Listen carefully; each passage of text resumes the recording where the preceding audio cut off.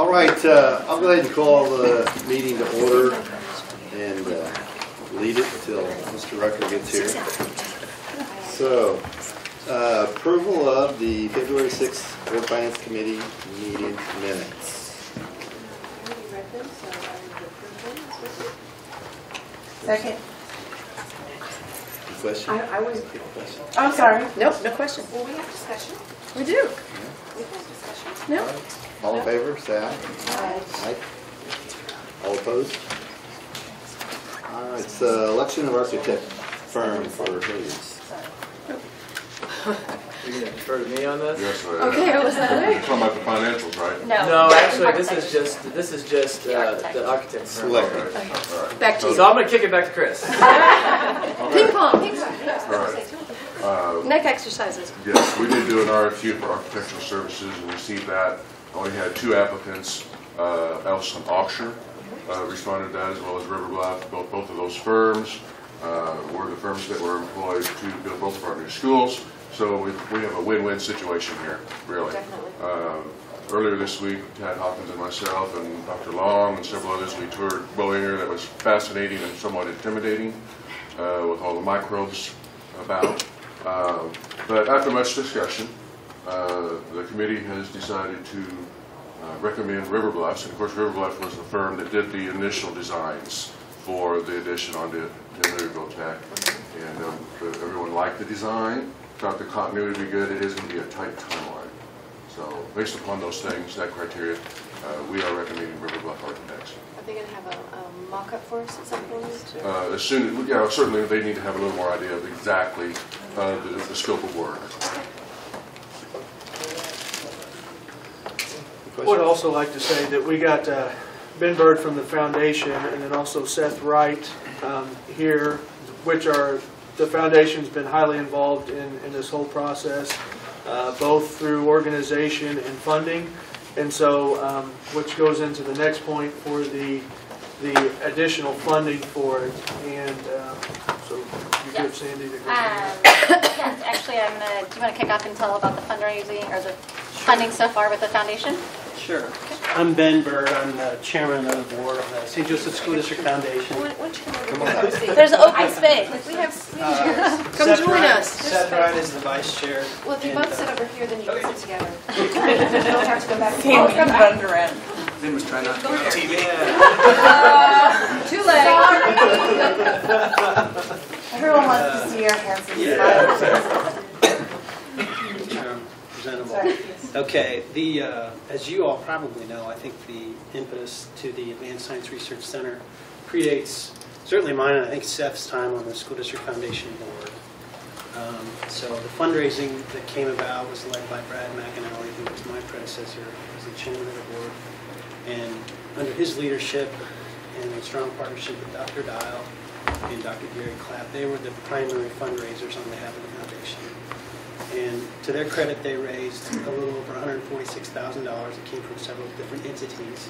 And the reason why we are here today is in order to trigger the conditional gift from Bering Lingleheim Medica, which is a $250,000 conditional gift. That foundation was tasked under that agreement to raise its own $250,000, so to speak. Well, unfortunately, we're $104,000 short.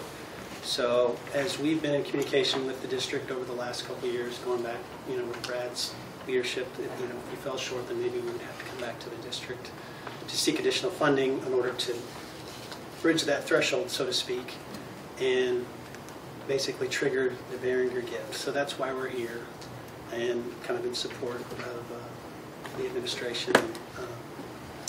That's what we're doing. So if the district were to go through with that funding, approximately 38% of the funding that would be available when you include the dollars that the district has already allocated going back a few years ago, over 38% by my calculations would be from outside funding. So the district would basically be able to build this facility, for 62 cents on the dollar, if you look at it that way. So the district would be getting, a nice handout from the community, from different sources, including Behringer.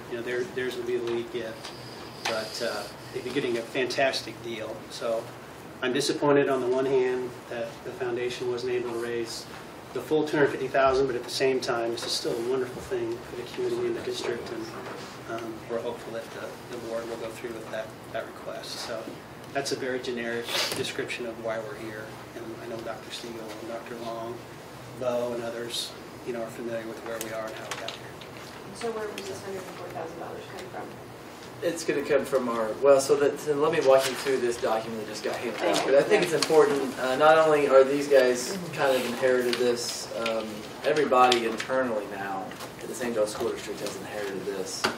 And most, I think a lot of the board members here are new to the original agreement. And so I kind of want to walk you through so basically a year or two ago, the school district committed $900,000, and we restricted those funds in our capital improvement project fund balance.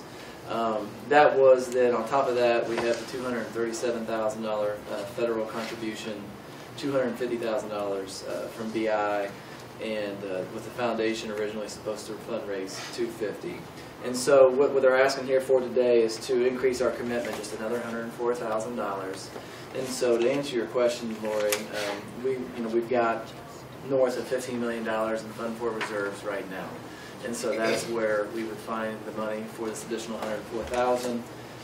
As Ben mentioned, all in, the district will only be paying 61% of this total cost. And so as proposed right now, we'll have $1.6 million available for spend prior to architect and engineering fees. We would have available $1.5 million for construction costs, and if we move forward and instruct the architect to do his specs based on $1.4 million, that gives us about $100,000 in contingency cost overruns. If we do come in at that $1.4 million, then that remaining money could be used towards equipment. And so it should be noted too that there could be future equipment expenses as we know more about what's going to be in this building. But as it stands right now, as it's being proposed, with a $1.4 million construction cost, we would have a $100,000 cushion there for any potential cost overruns or to be applied towards equipment purchases at some point in the future when we have a better handle on what specifically is going to be in these rooms. I think it's a wonderful investment. I mean, in the overall scheme of things, $104,000 for us to kick in that much more. I mean, we'd be worth it. I totally agree with you, Laura. And in regards to equipment, we had some good conversations with BI out there when we was out there the other day, and that there's certainly some equipment type partnerships, that depending on the type of programs that go ahead and go in there, that they're willing to donate and become partners with in that. So it was time very well spent out there whenever we all got to go. I know Ben went also, and very interesting, and got a lot of ideas for Dennis and Chris as we move forward with this project. So a very strong Yes. partnership with that too. Absolutely. So. And then after we meet with the architect and they get the original designs, we'll make sure to bring them back to you along the process as we work towards construction. So. Can we go back to the time frame, because you mentioned that? So what? Or maybe did I miss that conversation? The goal is to be open by next school year, so August of 2016. And So we are March, right? we are March, so we're hoping to break ground in the fall, Okay. and for the project to be completed by August of 2016. So. Neat. We love tight time. Do you think? Come on, look what we did with that. We can do it. Okay. All right. Any other questions?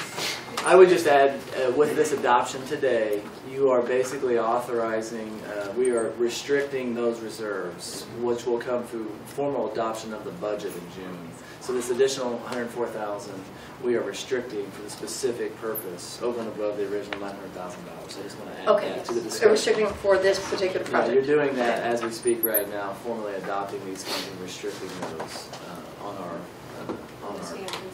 balance sheet. Or are we just doing it here? Does this have to be on consent agenda? No, it needs to get voted on and approved. So consent agenda? Yeah. Pardon me? Oh, good. All right. Thank you. Thanks, All Ben. right. Thank you. Appreciate it. Thank you very much. Appreciate all your I work. look forward to breaking ground. Thank you.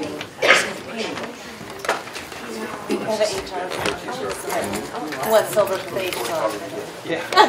I want mine. So just to update everybody in the room on from the last time we met, the OPA renewal did go in front of the board for the February board meeting, in which several concerns were brought and voiced to the board at that time. And so since then, I let the board know kind of what we were going to be doing. So since then, I met with all the nutritional services managers and let them know that I was going to be charging Chris Silcott and Mickey Gill with overseeing that department, along with obviously OPA.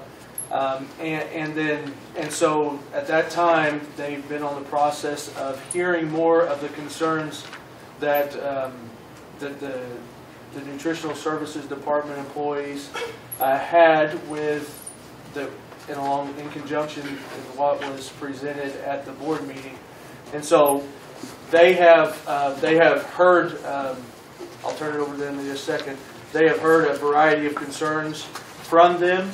They have also been in work with OPA, and so they've taken the concerns from the employees, they've heard them, and then they presented them to OPA for them to come up with an action plan also.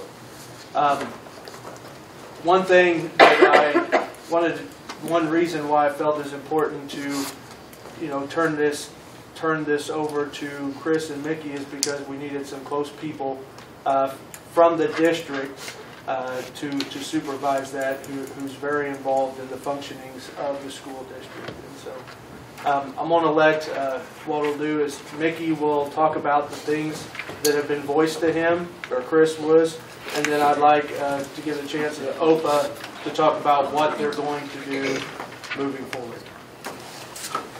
Okay.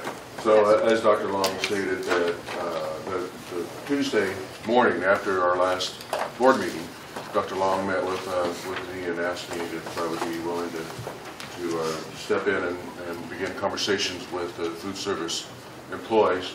And of course, I insisted immediately that I would have Mickey Gill to help me do that. He's a gentleman that had worked in food service for 13 years. He knows the process, quite frankly, better than I do. So we began that process. And as of today, we've met with approximately 90 ladies from the food service department, representing probably 20 of the schools. I will tell you that I wish I'd had more than 2 weeks, really, to do this work. I'm going to tell you, I'm going to shout it from the rooftops, that these ladies care deeply for the students and the staff of the St. Joseph School District. They are very dedicated to what they do, and I consider them experts in what they do as well. They have many, many years of time spent in doing what they do. So I think it's important that we listen to them, okay? So what Mickey and I endeavored to do was to the best of our ability, document what we were seeing were the recurrent concerns of the staff. And as you can see from just a partial collection of the documents that the ladies themselves have provided for us, there's a lot of information there, and it's more than really I felt that we could adequately address in 2 weeks, but we're going to give it our best. Also, with every school that we met with, we created a file. We didn't bring those with us. So I'm going to do my best to condense this down. Again, what I'm telling you is what we heard again and again and again. And so what we heard from not just managers, but every worker was their thoughts were that they think that the eye's been taken off of the students, that they feel that OPA is more concerned about the dollar, and also so many of the special programs that is really not about the kids at all. That we can go into that to great length, or however you want to do that. Or social programs. Well, there's things, I guess it gets into it, to increased workload, but there's what they feel is a lot of marketing that OPA asks them to do. Mickey, jump in here anytime you'd like to help me here. One of the things I would note is that I've asked Chris to present the problems that have been, the issues that have been voiced by them, okay? So you just So want that's to where know this is, Right. that's where this is coming from, is, Okay, because that's what I told the ladies I would do when Yeah. I met with them. yes. I said, you know, we will bring the concerns to the Board of Education so that everybody's being heard, and then, like I said, I'll let OPA, so they can address those things from their standpoint also. So we don't need to jump ahead, so we can start at number 1 if you want to start. I'm sorry. However you like to do it. You tell me. So, I mean, we can just Start at kind of number work one. through Yeah, it. let's and- do that. Just work through Yeah. it. That's Okay.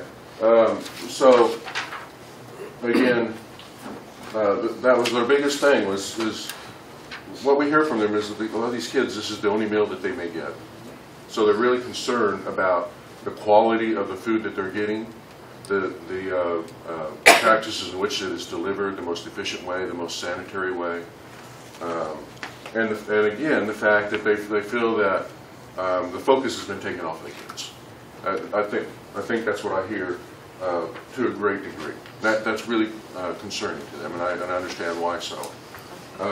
What is the marketing part? What are you talking about? Well, there's I think that they tell us there's several things that as far as there's certain foods that OPA wants to market.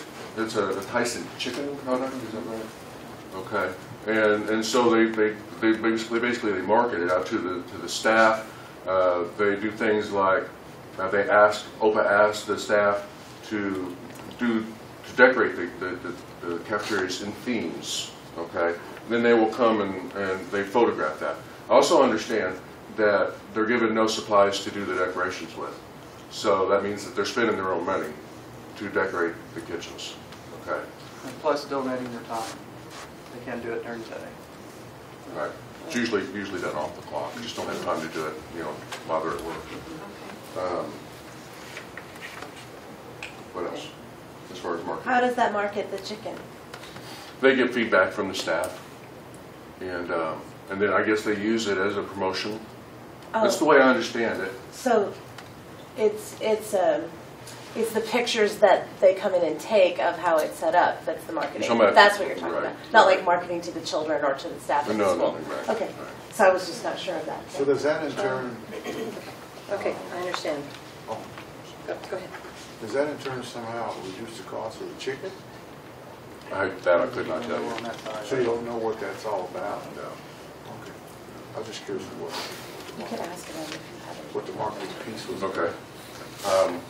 Yeah, and I think we will need to do that because again, they're the experts. I am not. Do what? Okay, so we may even ask. We've got some of the food service guys that have come, so maybe we need to ask them. So I mean that's part of the thing. But here's a real concern is the quality of the food. Okay. They've spent some time with questioning. They would tell you that when OPA began, that they felt that the quality of food was there, but they feel like it is declining as time passed. They brought those concerns forward to OPA, and they never felt like they were heard. This is brought to OPA's attention in manager meetings, and again, it was not. They never felt like they was given an ear. In fact, they were basically told that they were being negative when they shared those things. And that was really frustrating to them because one of the things that they tell me, and I'm no expert, but I know that if you're serving meat and it smells bad, that's a problem. That's a warning sign. And they shared that with OPA and they said it's fine. Okay. We have a folder full of several pictures where you have fruit that is, they've done readings of the temperature. They sent a message to OPA that said, the banana is very warm, 100 degrees. Open it up, it's, and sent that to OPA and they said it's fine, send it out. Received damaged goods, whether it be cereal or canned goods. Again, contact OPA, and they said it's fine, send it out. Okay. So that's been very frustrating to them. The beef in particular is very, very concerning. some of them, went ahead, they just threw it away. They opened it up, it smelled bad, they just threw it away. There's been concerns even about the supplier of this meat, that they've had a history of contamination. And that's some of these things we're just finding out as we've done our research. So again, Was there a retaliation? Pardon me? Was there any kind of retaliation for throwing away the meat? Not that I'm aware of. Okay. Just curious. Okay. Does the meat come fresh or is it frozen? Pardon me? Does the meat come fresh or frozen? It's frozen? Yes. So then you thaw it?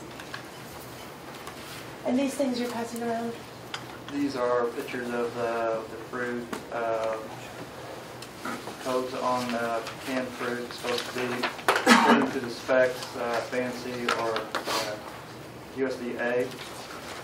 We have several emails stating that they can't find the USDA label or type A on the can. So we brought in some labels. Are they supposed to be on there if they're? Yes. Where would they be if they were on there? It should be somewhere on outside of that label. So when you're taking temperatures of fruit, Are you sticking it in like a? Right, there's a There's I'm kind of pictures. confused. Yeah. I've never taken the temperature of fruit before. So I have no idea. Well, that's the meat. So with the fruit, I mean, No, there's are we it's- storing it in It's almost like correctly? what you'd use on meat. It's a probe that you stick into it, and it'll take the temperature. So are we storing it improperly, or? I think in this particular case that, If they arrive that way? no, I think it was, Our kitchen air conditioning had went out, and I had told my director that it was like 90-something degrees in our kitchen. I had sent a picture of the thermostat even, trying to get help to get somebody down there faster.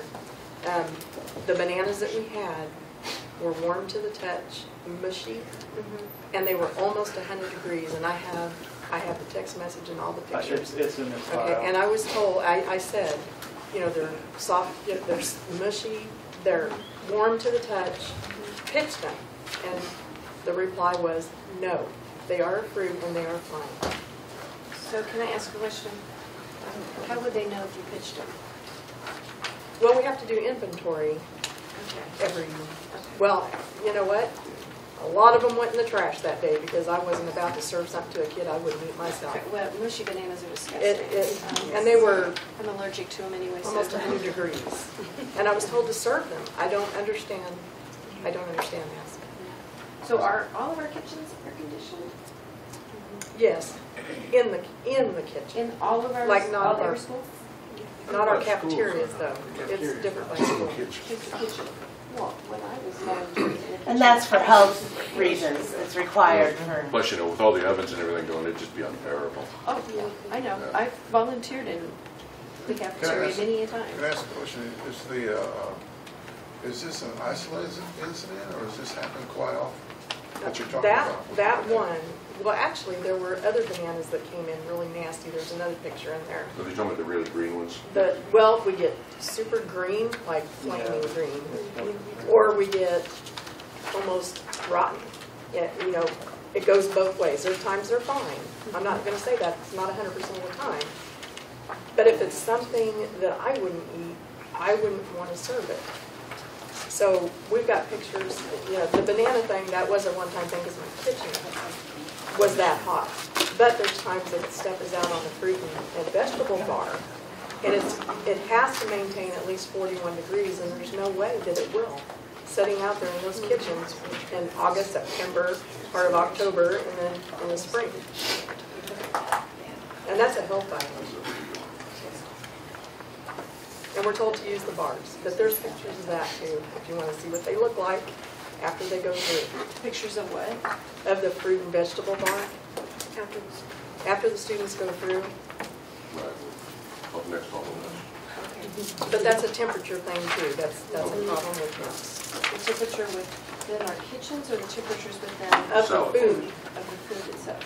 So the salad bars are properly cooled? Not I really. again have no, I mean, we It's, didn't have now, any of that during when the I winter, volunteered. I really haven't noticed a problem, but it's when, because our cafeteria is not air conditioned. And I didn't know any of them were. Yeah, and then we open our kitchen window and then all the food's everywhere, but it's really not out there. And that is where the food bar is at, is in the cafeteria. In the cafeteria, okay. Also, I would also say that another thing that we heard, I would say every single school that we talk to, when they talk about the food, and they say the kids, they just don't like the food. A lot of them won't take it. And then they say that when they do take it, that their estimate is anywhere from 50 to 75% of the food goes into the trash. Have we done any surveys on students? Well, pretty unofficial. I just talked to a few. You know, I went out to school and just talked to a few, and said, so, do you eat the food? Do you like the food? And the answer was, no, I don't eat the food. And I said, why not? I said, it's terrible. Okay. But we haven't done any surveys? No, not yet. No, we haven't done any surveys, and that is, as you know, something that we're planning on doing in the future is a survey. Have you guys, no surveys have gone out? There have been marketing samplings that we have to do Okay. of certain food items that we're required to do by OPA. And then you do have, I have to set up a booth thingy and they get to vote whether or not they liked it or not. That kind of thing, but no officials, do you like this food every day, yes or no? But I can tell you my counts are down, my lunch counts. They're down? Down. Yeah. They're down from since we started, or, because they weren't very high when From we were before, doing it ourselves. my counts were higher before OPA came in than they are now. Yeah, it's we've got an analysis of counts by month, by school, that could, be reviewed by the board. And I think it's also important to note that with phase 2 of the federal regulations, that counts are down nationally, and that our trends are consistent with those trends as well. Because, I mean, I've gotten emails where the parents and the kids are actually happy with the food now. And I haven't gotten any emails where anybody's unhappy. So that's why, that's the feedback I've been given from parents and kids. So those are the things that I know. So Could it that's be why that, we're here. could the counts be down because of this phase 2, that the foods that we're serving now are more nutritional foods as opposed to the junk food that, I'm sure that has a part to play in it. so they're just not eating, just like they don't eat what they eat at home. Don't eat at home what they don't want to eat, so they don't eat at school either. So could that be part of the reason the I counts think are it's down? part of it, but it is not all of it. Right. But that is part of it, I'm sure it is, but it's not all of it. And we don't have the snacks, the sugary and the salty snacks that we used to have because all of Well, that's we banned. stop snacks, but they have to fall within the guidelines that the government gives us. So the manufacturers are, of course, pressured then to, because they want to make money, so they'll make snacks and produce what fits within those guidelines so that they can provide food, so that they can, so the manufacturers step up and they follow those guidelines so we can sell those items. But it's not the ding-dongs like we used to get. No, nothing like that, no. We used to You're have dating the- yourself, Lori. We used to have the good stuff when Candace was in school. Oh, Candace. Not me. when Candace was. Okay. Just go ahead. I'm sorry. Okay, so let's talk about some things that the gals have shared with us about their health code concerns. Okay. It's my understanding that in all levels of school, whether it be elementary, middle, or high, is that the kids are serving themselves.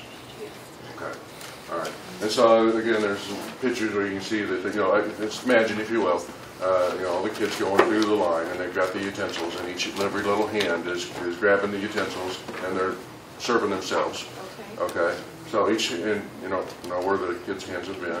When I volunteered, I had the little Right, gloves on right. and Plus the utensils fall into the food. And so the employees have voiced concern over just how sanitary is this. They've shared that with OPA, and so far they felt like they have not listened to what they've said.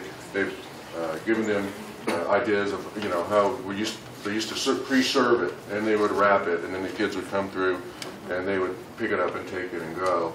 The staff has already told us that, also told us that when the kids come through the lines, because they have to stop, and they're not just picking something up that's wrapped and off they go.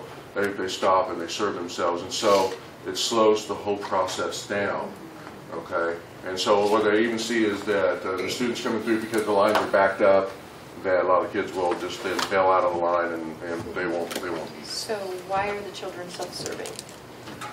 The older ones. That's what OPA requires. That's how they set it up. That the kids, that's how they do things. Is that you put this stuff out and you put the spoons or whatever in there, and the kids are to serve themselves. And is this because that way we're not putting food that's going to go in the, they're not. Because you're not using paper products or plastic. Because before we would individually make a serving, which we knew what a government serving was, what the kids were supposed to have as for their thing, like maybe half a cup or whatever. And we would put that much in a container and have a lid on it, and the kids can buy and pick it up. So now they're dipping up that, and there's sour cream, and they're anything, and all that stuff. We already had pre-dips. They could come in and get it and go. But their thing is self-service, and I think they would work well in the small districts that they do serve. I think they're a great company for a small district, but in our district, too many kids. We lost a lot of kids eating at Central, and I did go to my superiors and told them we've lost a lot of kids eating. I know it's because the lines were too long, and they left, and then it was too long before we could do anything about it, and so we lost them. They never came back. They found a different way to eat. You know, they either brought their lunch from home, and I fear that some of them are probably not eating at all. Well, you know, and I know that's what that I fear. they're not very patient, and plus there's not very much time. They don't have much time. It's not much time, that's So, true for the thing, you, is not much And time. Kathy, that is on elementary level. The Oh, kindergarten. they serve themselves in Yes. elementary too. Kindergarten and first cannot, because our health department instructed OPA that the sneak scars were not low enough, so they could not let kindergarten and first graders serve themselves, and nothing was ever done to fix that problem, so we have to serve the kindergarten first from our counter ourselves, so that they don't use the bar. So they haven't offered any flexibility in that, so that we can Not move it along, because we can't have kids not eating. Not at my school. So, And I think we can, whenever we give the chance for open to talk, I think that they can address that one, certainly. Okay.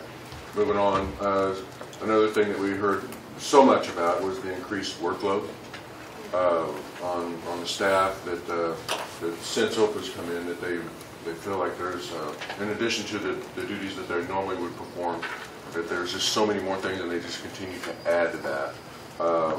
So, you know, just an example of the things that they do anyway. Obviously, they manage the kitchen staff. They work weekly awarding of food, whether it be groceries, produce, bread, special needs products for allergens, daily production reports, the recording of food temperatures, sending out low balance reports, receiving calls from parents, food prep, and serving. And they said that since OPA came in, and they do the required weekly inventory, they do the marketing, which we've talked about, district competitions, they'd have to speak into that, inputting invoices into the system, the daily recording of freezer and cooler temps. They're working short-handed. They don't, OPA, the employees that they hire are part-time.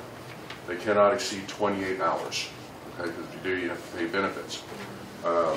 So very often, first of all, they don't get their, I believe they call them runners. They don't get them like they should, and then you can get partway through the week, and they're all hitting 28 hours, and they're gone. And so by the end of the week, they're extremely short-handed. They also say that the recipes are problematic. They call for ingredients, and they're told don't deviate from the recipes, and yet they don't have some of the ingredients it takes to do the recipes. And they're also not figured for large quantities. They're figured for very small, and so then they have to go about trying to convert those to, it's time consuming. They also say there's too many choices on the daily menu. I think in the high schools they're saying that they serve 3 entrees a day. No, it's up to 5, because I've got the bar thing, I may have 2 or 3 entrees, and then the 3 entrees that we have on the top of the menu, plus the salad bar. Okay. So we can have up to 5, 6, when we count the salad bar. Okay. In addition, staff lunches, this is where is this weekly or monthly, what is that? Monthly staff specials. Where they prepare a meal for the teaching staff. Again, you gotta check and record twice a day the temperatures on the dishwasher. You gotta check all products delivered to the kitchen. Advertising flyers are handed out to promote OPA. Can I ask you a And question on the dishwashers? Yes. Does every single building have a working dishwasher? Yes. Yes. I'm sorry, I'm a stickler about something. That's, it's important. Yeah, needs a Benton needs a new one. Because I had For the somewhere- bigger area, not, I had a little bug in my ear that Benton was having a problem with it's theirs. a tiny, tiny little place. I mean, it's just an old school. We have a lot of those schools. Yeah. You know Okay. how I feel about that. Working. I said you know how I feel about that. Right, okay. The next item would be that the employees have told Mickey and I that they believe that in some of the reports that OPA has presented, that they're not presenting the accurate numbers.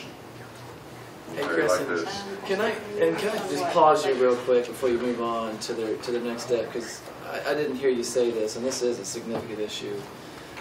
Before we move on about the added duties and working off the clock, and I mean this is, if true, a significant issue. And you know, there's obviously a lot of issues here, and I think as a district we need to own the fact that we failed from a human resource standpoint to identify these over the many months leading up to this point. But just working off the clock is a significant issue because it is a violation of federal labor laws to require our hourly employees to work off the clock. And so something that we need to take very seriously. But it also comes back to trust in those that are involved in this process to be able to trust them and report these things, that they'll be addressed. And it also goes back to kind of the lack of oversight of our payroll process as well. But I did, before you moved on to their other issues, I didn't hear you talk about working off the clock. And the accountant in me, the one that you know is doing my best to make sure we're in compliance with laws, that is certainly a big issue. And I want those staff to know, you know, let us know if that happens, because that's not right, it's not fair. We've tried. Okay. I mean, I'll tell you that what they told us is that the directive from their former director was that there was to be no overtime. Okay. And then when you added the workload, I mean, I think they've even heard from OPA, don't work off the clock, but they were saying there's no way we can get the work done, all the stuff that you're throwing at us, unless we clock out and then try to get these things done. Otherwise, they just won't get done. And I want to add too, outside of food service, we have administrators that are guilty of requiring off-the-clock work as well. And we are addressing that by doing FSLA training this summer for all building administrators. So we have people in administrative positions that have never had this training. And again, this is an issue with our district, quite frankly, outside of food service, and it is not right, and we are doing our best to address it. And so anyway, I think they may have had something they wanted to add to this conversation. Well, I have something I can add to this. Every school that we have, you might as well just chuck out the manager.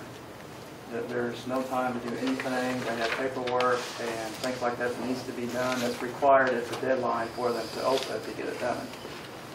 My biggest A daily deadline? Well, usually on Thursday, stuff like that, you can kind of get more into this. But the only thing that I'm concerned about on my side of it is, since we're not well staffed by OPA with runners, we have principals that's coming in and doing dishes, serving food. I got facility staff coming in, doing computer work. They're doing dishes.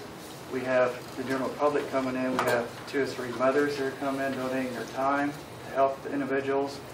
We have fathers come in. We have kids come in to help with inventory. So it's just not an adequate situation to cover all our bases in the food service department. And this goes on quite frequently through the district. Yeah, because if they're pulling you off, pulling other people off the job, that means doing those jobs too. That- Right. Okay. And there was some time when several of the facility staff was requested to work in the kitchen, and Mickey kept track of that, and for, I don't know, 2 or 3 weeks or more. And those are actually 8-hour shifts. It wasn't 2 or 3 here. It was actually 8 hours shift. And so who was requesting staff, facility staff to work in It was the party. Yes. Really? So we didn't have, so we're understaffed is what you're saying. Right. Big. And So if there were more staff, then there would be more people that could get the job done. I understand the inventory. I mean, it probably, I would say it sucks, but I understand that part of it. But you don't want to be understaffed. But I know I went down and volunteered almost every day in the cafeteria. You know, so I get it. It's hot. We didn't have air conditioning then, so it was How hot. much more staff do you think we need?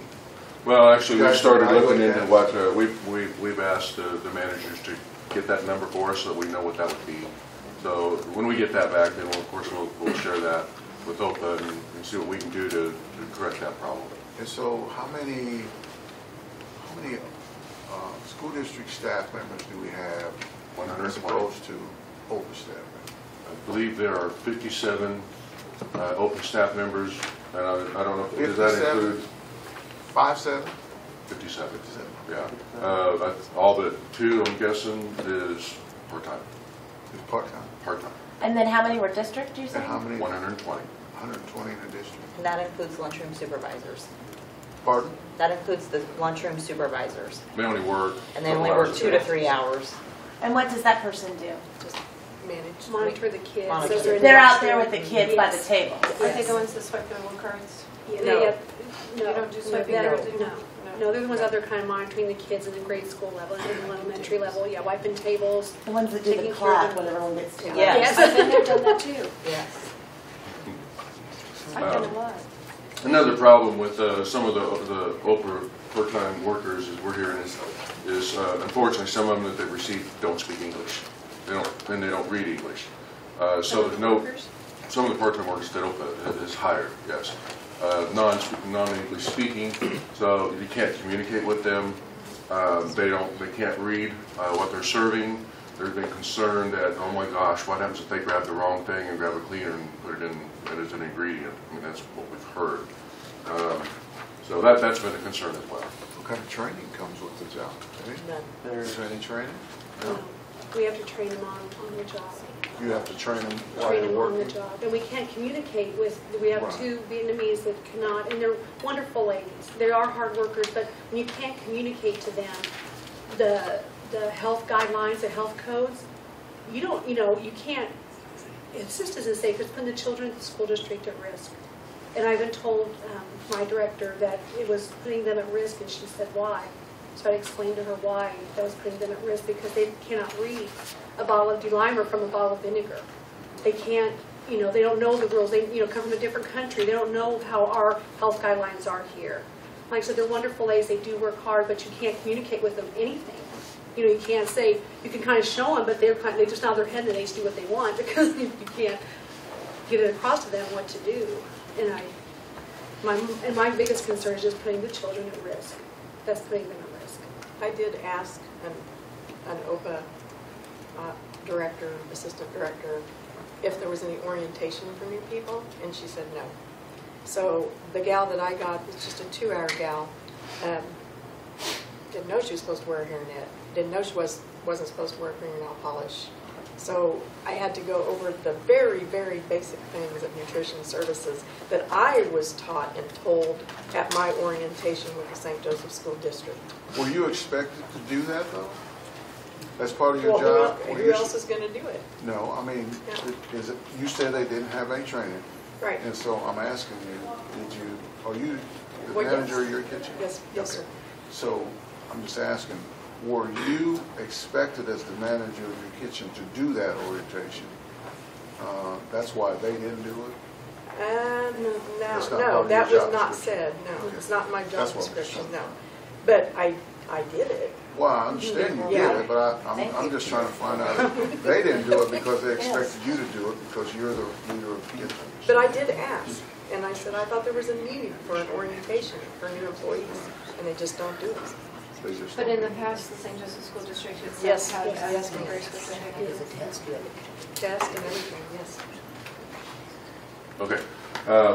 Another item would be that as far as some of the information that has been shared out with the public by OPA, the staff is telling us that they don't believe it's entirely true. Mickey has has some graphs about the ADP, which is the average daily participation, that was reported to the board on January 12th.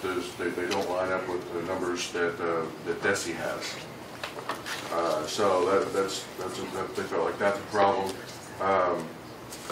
Also, you may remember that after the last board meeting, when about 40 or 50 of the ladies showed up, and then there was an interview done with the director, and she stated that she had no idea there was any problems. Well, they'll tell you that they've shared their concerns with her many times. She knew there were problems, but yes, she told she stated that she was not aware of any problems. So they felt like their voice wasn't heard.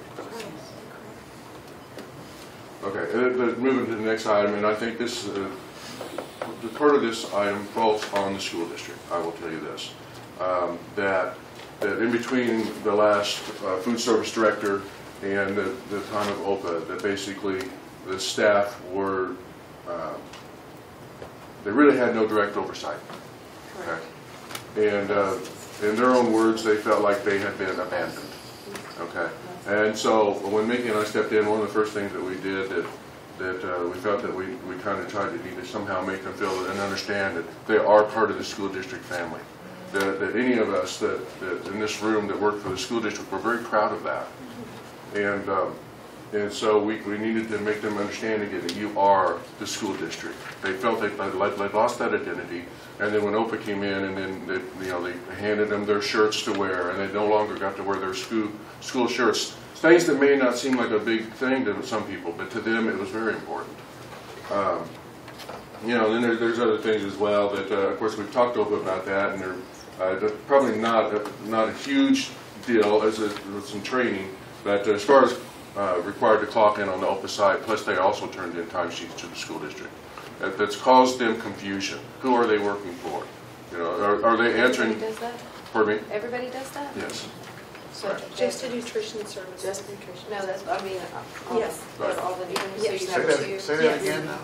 So all of the nutrition services staff, the school district employees, of course, they turn in a timesheet to their supervisors. Okay, and then it goes in. So, but they're also required by OPA to clock in on a computer. Okay. So I mean, again, it comes from the fact that they've lost their identity, and so they're wondering who are we working for. Also, what they were asked to sign. Really, it comes down to a compliance form from OPA, but with where they were feeling about things, that just made them very nervous, and they didn't want to sign them. Okay. On that number 6, at least that's where I think you are, and maybe I missed it because I was looking at the papers that you had. It says when OPA came in, 11 of our school district runners became OPA staff after they had been told they would stay as St. Joseph School District employees. Did you already explain that? No, I have not. Because I remember when we had the conversation about getting help in the beginning, that was one of the things that this board wanted to ensure, is that they wanted to stay as school district employee. They could stay, and we talked about, I remember Martin, you expressed concern, how's that going to open school district working in the same place? How's it going to work? And they get to decide. So can you explain how that happened? I can. And so I will tell you that when Dr. Zwanka and Mr. Hardy had met with the food service folks down in the maintenance department, when they talked about OPA coming in, and then so I stepped into the room, and I don't really know why, because it's not my department, but I did. And so I listened to them reassure these women that if you work for the school district, you will remain with the school district. You are a school district employee until you choose to separate yourself. Okay, and very clear about that. So what we understand and what we heard across the board was, may have been the very first meeting at OPA when they brought all of the staff members in. Okay, they're all there, and so the question was asked: if you are a runner, which means that they go to the building wherever they're to be used, we would call them full-time substitutes. Okay, if you're a runner, raise your hand, and 11 women raised their hands. And they said, you no longer work for the St. Joseph School District. You are now an open employee. At which time they went to them and they handed them whatever their packet was, whatever. And of course that immediately set off the rampant fear of, oh my gosh, they just did what they said they weren't going to do to us. How come nobody on the board? I didn't, yeah. Well, we didn't, Nobody came. You didn't know it, We because didn't know who to go. you didn't know who Were to go those to. full-time We had positions? we had nobody. Were those The full-time people that positions? we You have did 7 board address members. did not. Why didn't you call one of the board members and say, hey, this is what you talked about, this is what's happening? Because we did have that green line, remember? We had that green line. I mean, I don't know if you guys talked about it in maintenance, but that was the deal. You guys weren't on the board, but the green line was right. You that don't, the superintendent, you didn't go through the board. Did you go to the superintendent? We went to the, I talked to you, Jake. I don't know if you remember that. At that meeting. Were they full, are the runners full-time employees? I don't believe so. They are, well, they can could work- work, they they work could full-time have worked subs, up to like, right? 35 hours, just like a regular full-time Yeah. person, up to that much. Do they get never- 35 hours they a weren't- week? They Some can. of them Yes, they They can. can, yes, They can. yes, I they did could. when I At was that a time, runner. they cannot now, but at the time they A long, yeah, 5 years ago I was, and I had 35 hours almost every week. Mhm. Can I ask a question? What happens if somebody decides to move from one school to the other? Do they remain employed by the district, or are they converted If to they're OPA? district. No, if they're district. If there's a district employee, Yeah. what about the position that they vacate when they move to the other one? Does that convert to an OPA job? Yeah. And are those part-time or full-time jobs? So they convert from a full-time job to a part-time job? I want to make that clear. Okay, Mr. Simpic, you have quite a bit left, we need to move forward. I understand. Okay. Well, Chris, can I, I'm sorry to interrupt again, because I'm trying to figure out. Who would they have gone to? Would it have been go to Mr. Hartigan? Would it have been to go to Tanya? well, no. My understanding is they were told that they would report to Tanya. Okay. Yeah. And so again, one of the things that we heard was that they feared retaliation. Okay. That's a theme, yeah. Right, and so they feared doing that, so the best, and again, at managers' meetings, when they brought up their concerns again and again, and they were told, no negativity, and it was quelched. And so they all, the atmosphere that they're in is that, you know, say anything or otherwise. So, and this is what we heard across the board. Quality staff, we've already talked about that. Personal vehicle, one of the problems is that when there's food shortages, whether that be on the OPA side or the school district side, that many times the managers were required to get in their vehicle, go to the warehouse, pick up the product, take some out of the kitchen, use their own vehicle to transport food. That's a problem, and I look at that and I even say, so I'm concerned about them being, you know, if they have an accident and they're going out to get food. In the years past, we always had a runner that was their job, was to go out and do those things. Consistent policy and procedures to follow. I kind of touched on that before. And as far as managing the employees, again, no communication. And when there was communication, it was one way only. We've already talked about when they do that. When it says too many bosses, they're just simply stating that of the three individuals named there, that they got conflicting direction. One would say this, another would say that, and so they're left kind of scratching their heads on, well, which way do we go with this? Okay, and then last, of course, the emails. It's the same way. It's all about interpersonal relationships. And of course, we all know that with emails, they can be rather, even though they may not be intended that way, they can seem cold and not the way at all that they were intended. So, in a nutshell, that's our best ability to represent these ladies. So, can I ask a question? Sure. When these concerns came up, you voiced those concerns to who, and how long have you had concerns? When did you start voicing those concerns? We started voicing them from the beginning, but we also had a Last meeting year? from when they first came, in 2013. And we had a meeting with Tanya and all the managers at Linda Schaefer's home, and at that time, we brought up these right here, these points at that meeting. This is the actual agenda I had written up. These are things that we were concerned about and we wanted answers to. And so you can see, yeah, back on the 9th of September of 2014, we addressed the quality and quantity of runners we were getting, the workers working off the clock, because there are many managers that worked countless hours and not gotten paid. for their work than dishes versus paper, which was, they kept telling us we had to wash all the dishes, but yet you couldn't get all done by the end of the day. And so what you were left saying, well, you don't want to pay us overtime, but yet you want to let us use paper. I know it sounds, for you guys, it's not a big deal. It was like, well, so you're trapped. You're going, okay, so we can't use paper. We can't. So that was a problem we addressed. And then So why can't we use paper? Yeah. because it was an expense. Well, paper's very expensive. I remember going through when we were doing the walkthroughs through all the buildings. I was horrified with the amount of paper we were using because we're filling up the landfills, and I'm not a tree hugger, but I mean, you know. And we understand that expense, but there's also, But not the when we're cost of thinking like people. just the Well, expense so part of it, just- labor is also an expense. So, I agree totally. but I would rather, this is me, I would rather pay a person than pay for paper. that's Right, in and I would rather. And that would be great if they would tell us enough people. That So would be I'm just great. wondering, is a lot of this having to do that you don't have enough staff? So you're saying that in the very beginning there was issues? Yes. So you went to Tanya, you talked to Tanya about that, you feel like your voice wasn't heard. Yes. So what was your next step then?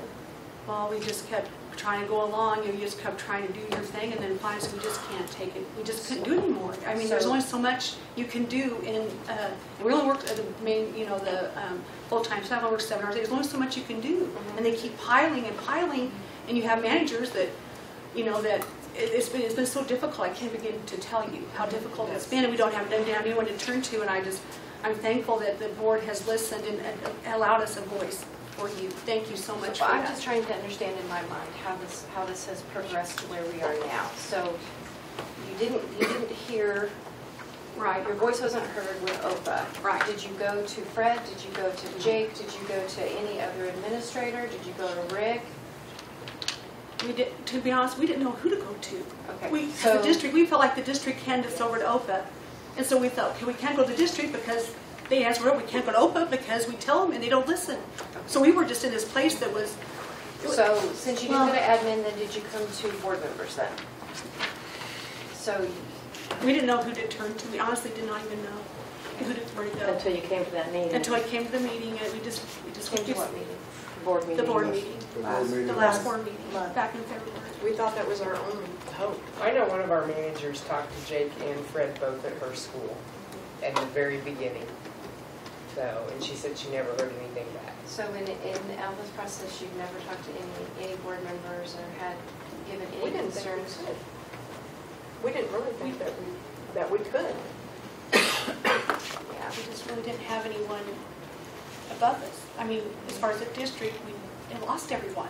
Well, when Robin went away, that was, your person to go to. Right. And I go back to Martha Meyer, I'm sorry. Yeah. She was Oh, wonderful. So I understand that. I also understand the business side of it. Yes. So I would like us to have a compromise and try to fix this because we Well, can't there's- have people in this situation. We have people in our school district that can do this job. And we have tried very hard, all these women have tried very hard to work for OPA. From the moment they came, we tried very hard to please them. We would do anything it took, even working off the clock, and it has not worked. So are you suggesting that this is something that you could take back on? Is that what? Yes. Yes. Yes. Yes. We have a tentative plan to do so. You have a plan. Yes. Do you guys know what that is? They've discussed it with us, to some degree, yes. And they've done their homework. I mean, they understand that there's government guidelines, and they've made phone calls. They've contacted Dietitian, Mosaic, they talked about those kind of things. Many of the positions that, critical positions, but, all the different, whether it's accounts payable, receivable, a lot of these things they're already doing already. Certainly you need someone that is, basically, you do still need someone to be a director or that will lead in that capacity. But I think they do have a plan. But I think it's something that, I don't know, Mickey, I mean, you've looked at it. What do you think about it? Yeah, because I'd really like to know what you guys think, since you've lived this life. So One of the big things we're not telling you, when I worked for Martha, from August to the end of the school year, I knew what projects were coming in. They never changed. I've been hearing from the girls that they never know Like hot dogs, for instance, this came up just this week. They're usually packed 120. They ship them to the schools, they were packed 60. So they're there scrambling to find the other 60 to make up for it. So there's no really consistent number set per item. Speak of. It just changes. What are the numbers? You mean that they're not sending enough food to all They're the kids? pack-wise, like I knew when I worked food service, Frank's was packed 200 to a case. That's all year long. So you ordered a certain number of cases, knowing that you were going to get a certain number of hot dogs. So now, And this time they ordered a certain number of cases, but they're only 60 per case, and they had no idea that that would be so it changes. It flex their schedule, and they're scrambling to find different hot dogs, stuff like that.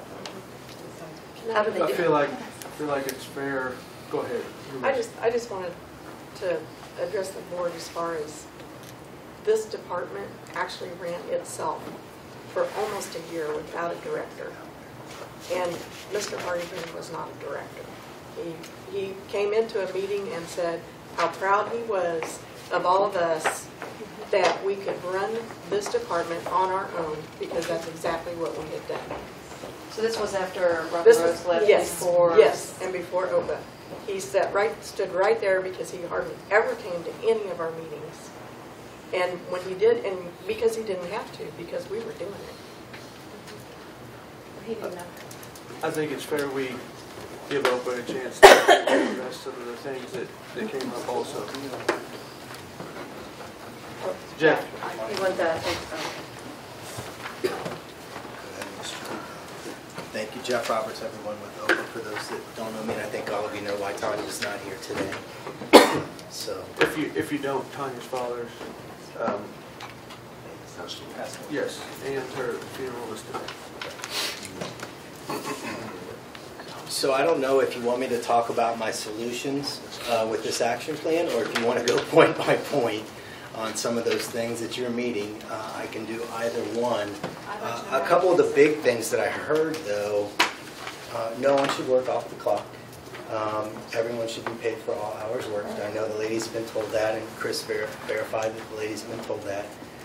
That's addressed in here because clearly what I'm hearing and what I heard from when we talked with Nikki and Chris is that the time management piece is just a struggle to get it done.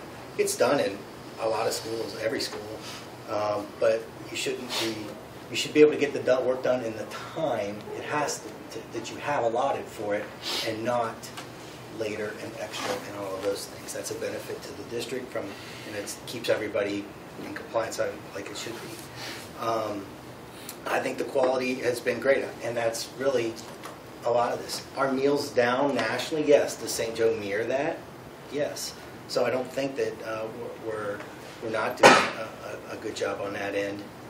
Certainly universal breakfast has helped, but the a la carte rules made it incredibly tough this year.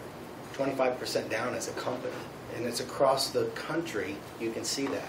So thankfully, the legislative actions that have been put in place with Healthy Hunger-Free Kids have now been paused. There'll be no more hardship placed on districts and companies that serve districts. So that's kind of the good news to do that. But in the meantime, and I think I heard it said by a board member, kids are going to eat what kids want to eat. And if it's junk food, it's junk food. If it's not, it's not. I think we offer a nutritious meal, and I think the quality is there when it's made properly. I've seen that in Kathy's kitchen. I've seen that in your kitchen. I don't know if I've been in your kitchen, maybe not. But I've certainly seen that in their kitchens. So those kind of things. That meat issue, I know, when you grind meat, gases get put in the meat. When it cooks out. It's not bad meat. The gas cooks out. That is what happens with ground up meat. I know they don't like that filler piece in there, so I said, okay, we're not going to use this beef anymore. I just called our purchasing director today and I said, listen, this is stupid to fight over. We're just not going to use it. I don't care if the other stuff's more expensive. And this is what is used across the country. I don't care. This is a dumb one to fall on your sword over. So I just told him today, get rid of this, use a different ground beef that doesn't have, that's. And by the way, the beef is made with Prime, with Select, with Choice. It's made with good product, and it's where it's supposed to be. So. But when I cook my ground beef, it doesn't smell. Those large packagings, they will do that. I mean, I've seen that. If depends on what you buy. If I buy good fresh ground, but when you have big logs that are frozen, you get that gas in there that get in the freezing process. The beef that we used to get at the beginning of the year did not smell. Yeah, and that's what I think I'm going back to. Is the Then we got IBF, yes. We got 80/20 That's when not you what this first one come. is. This is not 80/20. Yeah, I think that's what I'm switching back to. Yeah, but it should have been. Why was it switched? Good question. Good question. It's cheaper. But it's also being used across in healthcare, in K-12. It's made for K-12 and healthcare, and it's being used across the country. So it's an industry standard product. You know, I think generally what I heard, you know, but not. It's about the kids every day to me. I think to Tanya, to the entire staff, to these ladies, it is about the kids. So when we say we want you to market stuff, that's to get more kids to eat. More kids to eat is always good for all of us, not just the financial reasons, for the nutrition, the education benefits, the enhancements you get. We want more kids to eat. We are a for-profit company. I don't think that's a secret. There's nothing wrong with that. There's nothing wrong with hiring part-time employees. That's a choice we can make as an employer. My wife works part-time. She doesn't want to work full-time. There's many people that want part-time jobs. So if we need to work on staffing, we need to work on staffing. But we've added hours in this district, and both seen that, and we definitely are using more hours than what we started. What's the So, part-time pay that? What are we, $8.75? $8.75. Yeah, and by the way, every employee receives an orientation where all those rules are covered, and they do sign that they have that, and every one of those is on file, because they can't get a time card or a number, a code to allow them to punch in till all that work is submitted. So in that case, right, she may have told you that, but that doesn't mean that's really what happened. Did she get an orientation or But did she get a I thank you handbook for taking the time to handed make to sure her? she's done. There's but- a difference. So is there any oversight here then on that issue alone right there to making sure that these people are trained? Right, well, it's addressed in here. So, and I'll take you through it if you go on. I go pretty quickly. So what I heard when we sat down with Mickey and Chris was 3 main areas. The communication isn't there, the education and training piece isn't there, and I called it culture, and that's a kind of a big term, I know, but as I go through it, I think you'll get a better feel for what I'm talking about. In the areas of communication, messaging getting to all employees. So in some cases, things that were brought to us, we took to who we were supposed to take it to, and we were told maybe an answer that was no, or we're not doing that, or whatever.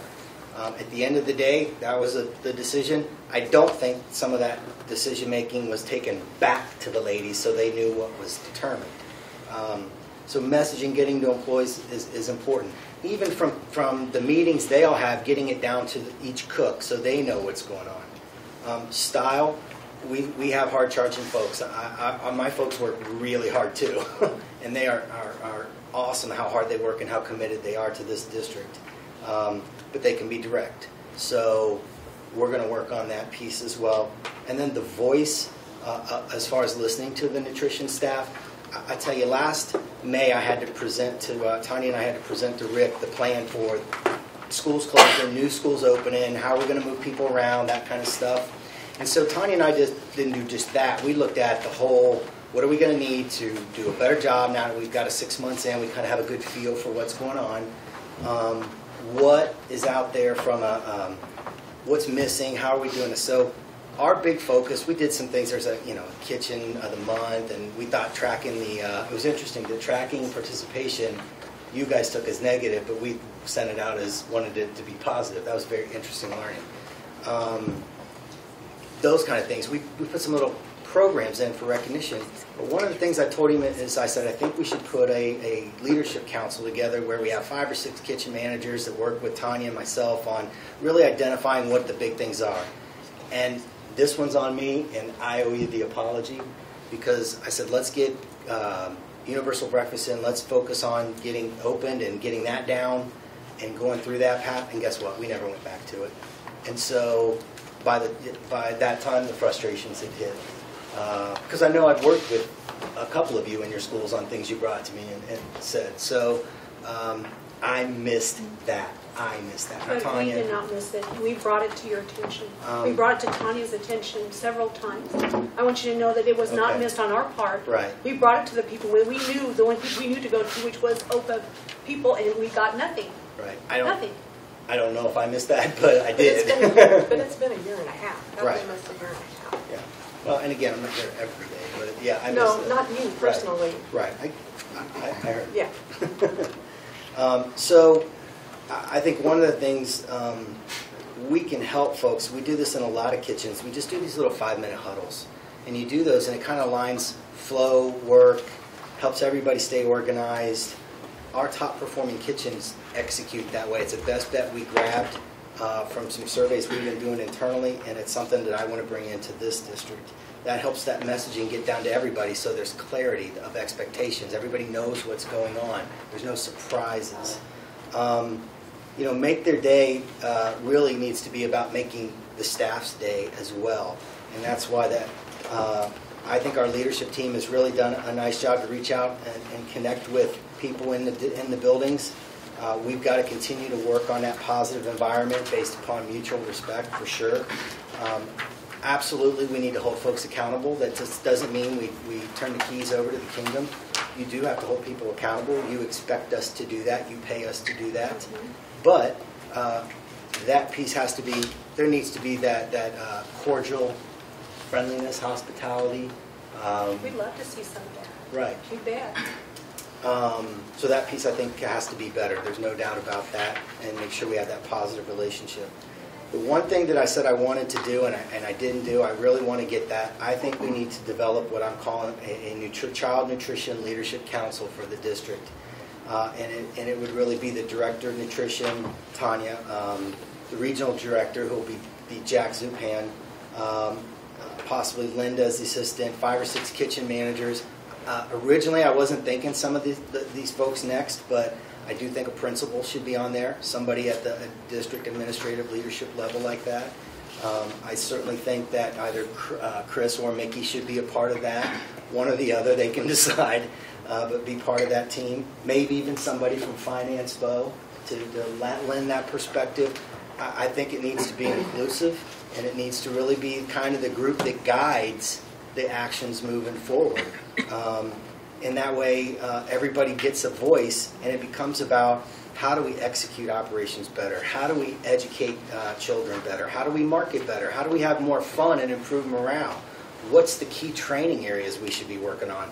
I think that, to me, is one of the biggest steps we need to take personally, because that inclusion piece is missed, and we need to fix it. And I think that's the fix. It's what I believe. I hope you guys can think about that as well. But I don't hear that as the concern so much as I hear that they're working outside the hours they can work. Yeah, I have that one coming up. Okay, and the quality of the food. I mean, I think they're. I mean, I understand the huddle and rah rah rah and all that, but I don't see how that's going to change some of these things that I hear them saying, unless I'm not hearing what they're saying correctly.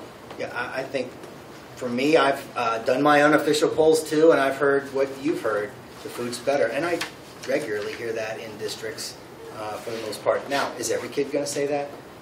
No, every kid's not going to say that. Has there ever been really green bananas or brown bananas that come in? Sure.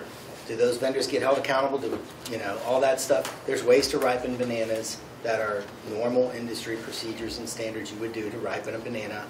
You can't serve bad food out of code product, things like that. I don't want that ever. I don't do that. I throw stuff out like that. I'm the same way as anyone else at this table.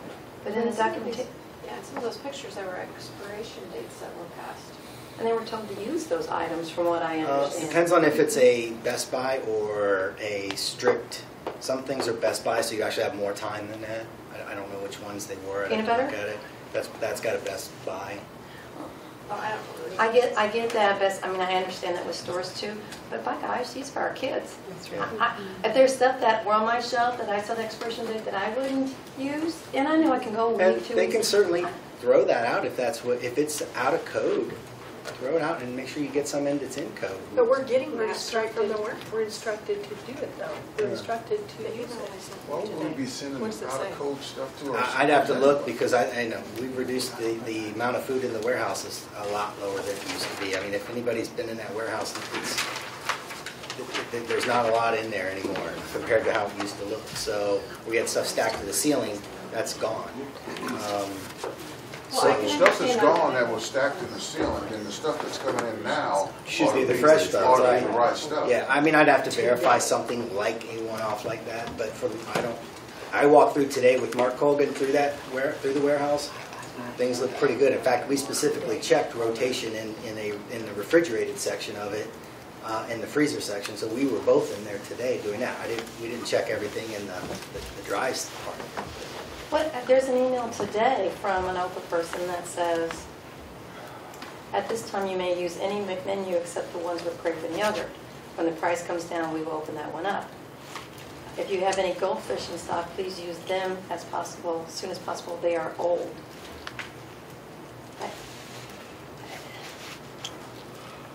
I'm not for sure exactly what the... I don't know what you're referring to. Well, it's after school snacks. okay, yeah. I mean, it sounds like they've run out of many items that they need to fill orders, and I know that's what you're just talking about, so I'm sorry I interrupted you. That we have less in our warehouse. We have less in our warehouse because why? Either, we're ordering what we need. So, for me, we try to keep that order where you want it. Is that a problem that you're having in getting food, or is Sometimes it is. Can it happen? Sure. Can it not? It's no different than I ran to the grocery store and didn't get everything I needed. So, but at the same time, did it used to happen before? Was this an issue with warehouse? Yeah, no, I mean, I talked to the guys today about it.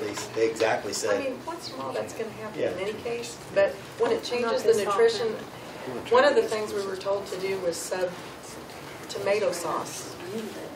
For what? I don't. All right, instead of using marinara sauce for our spaghetti, we were told to use tomato sauce and go buy another recipe for spaghetti sauce that had no tomato sauce in it. So your nutritional analysis right there could be wrong, which is not how you're supposed to do. If you have an appropriate guidelines. substitution, though, you're okay. But How do we know if it was? But I didn't get a new nutritional analysis with it. You wouldn't need to if the food buyer's guide says it's an appropriate substitution. And how do we know If we that? get audited, we need to have that on. Yeah, we need to have that information. We're being Right, audited that's in what. April. Yeah, and they have most of that. That's what the dietitian does. She has everything. So. So let me go back to that. Let me go back to that just right there. I think we're splitting standards here. So when you say you don't have what nutritional, what is it you analysis? You have that on everything that you serve, and so Because you have to, right? Every recipe has some nutritional Because that is analysis. federal guidelines, right? It's federal Right. guidelines, and there's Right. only Okay, so that's many what I'm calories, supposed so to much get. salt, Because- so much, yeah. well, the reason I ask this is I know that if you're at home making spaghetti sauce, you don't have marinara sauce or whatever it is, you don't put tomatoes. Which you could do right there. And that's what not you would an do issue, but is if you have some guidelines that you're talking about, that's now I understand. Yes. But that actually leads to the next thing, and I don't know if I answered your question or not, so I'm just. Keep going, keep going. Is the I'm education. learning about all this, so Right, sorry. right. No, that's a good question. That's the education and training piece around workload, around menu planning, healthy, hunger-free kids and compliance, and around the ability of subs. So that's where I wanted to address some of those things. And again, I think the Leadership Council is a big part of it, of how to use professional development days. So, for example, there's days where the staff is working on professional development days because that's part of their contracts, right, or their hours that they're in their budget. But what's being done there? Some of those have been training days. I think that's where this Leadership Council can really make a difference about getting the right training in. We've done some training. We've done Serve Safe. We've had our chef in. We've had different people in. Great opportunity to utilize those better. I think it's the development opportunities on the time management piece. I will tell you as a company, we're looking at that whole piece because while we put things in place to assist with time management, we are seeing it across our company that it's challenging. So in fact, our summer leadership conference that we're going to spend, we've got about a day dedicated to time management and better execution for directors, so then they can then take that back, and then we're developing that so it helps with kitchen managers. It's a clear message we're hearing. Time management is a challenge. Skill sets make it a challenge with each individual person. You got to kind of identify. So what I mean by that is you get two similar sized buildings and similar sized lunch counts and breakfast counts and those kind of things. And one manager's taking 2 or 3 hours longer to complete the same job. That person needs a little help with something. What's the difference? Is there something in that kitchen causing it? What help do they need? We've got to be more proactive on that. And that's, I clearly see that out there. Not a St. Joe problem, a system problem. I see it. Well, not all kitchens are built the same, I'm sure. There's no kitchen built the same, really. Not too many. We have to bring our subject matter experts in to help educate folks, I think, and answer some of the questions. How I envisioned it was kind of like, listen, let's get the questions you have up front. I don't want them getting questions and having them stop. Let me get our subject matter experts in and let them answer those questions so everybody hears it, either in a kind of a town hall forum or just in a manager's meeting, so they can get those answers back. That, to me, is the right thing that we need to do. Get a group, get those questions in advance, or even let them have them out of the audience, but let me have those subject matter experts there to be that person to do that, because that's the best way to educate them. Let's let the professors do the teaching. Who's not educated? Well, it could be anybody from, it could be our chef, it could be our dietitian, it could be our purchasing person. There's a lot of folks that I think can answer some of the questions you bring up. They're valid questions. Maybe Tanya doesn't know, maybe I don't know. We got to go get that answer. But we're paying you to know.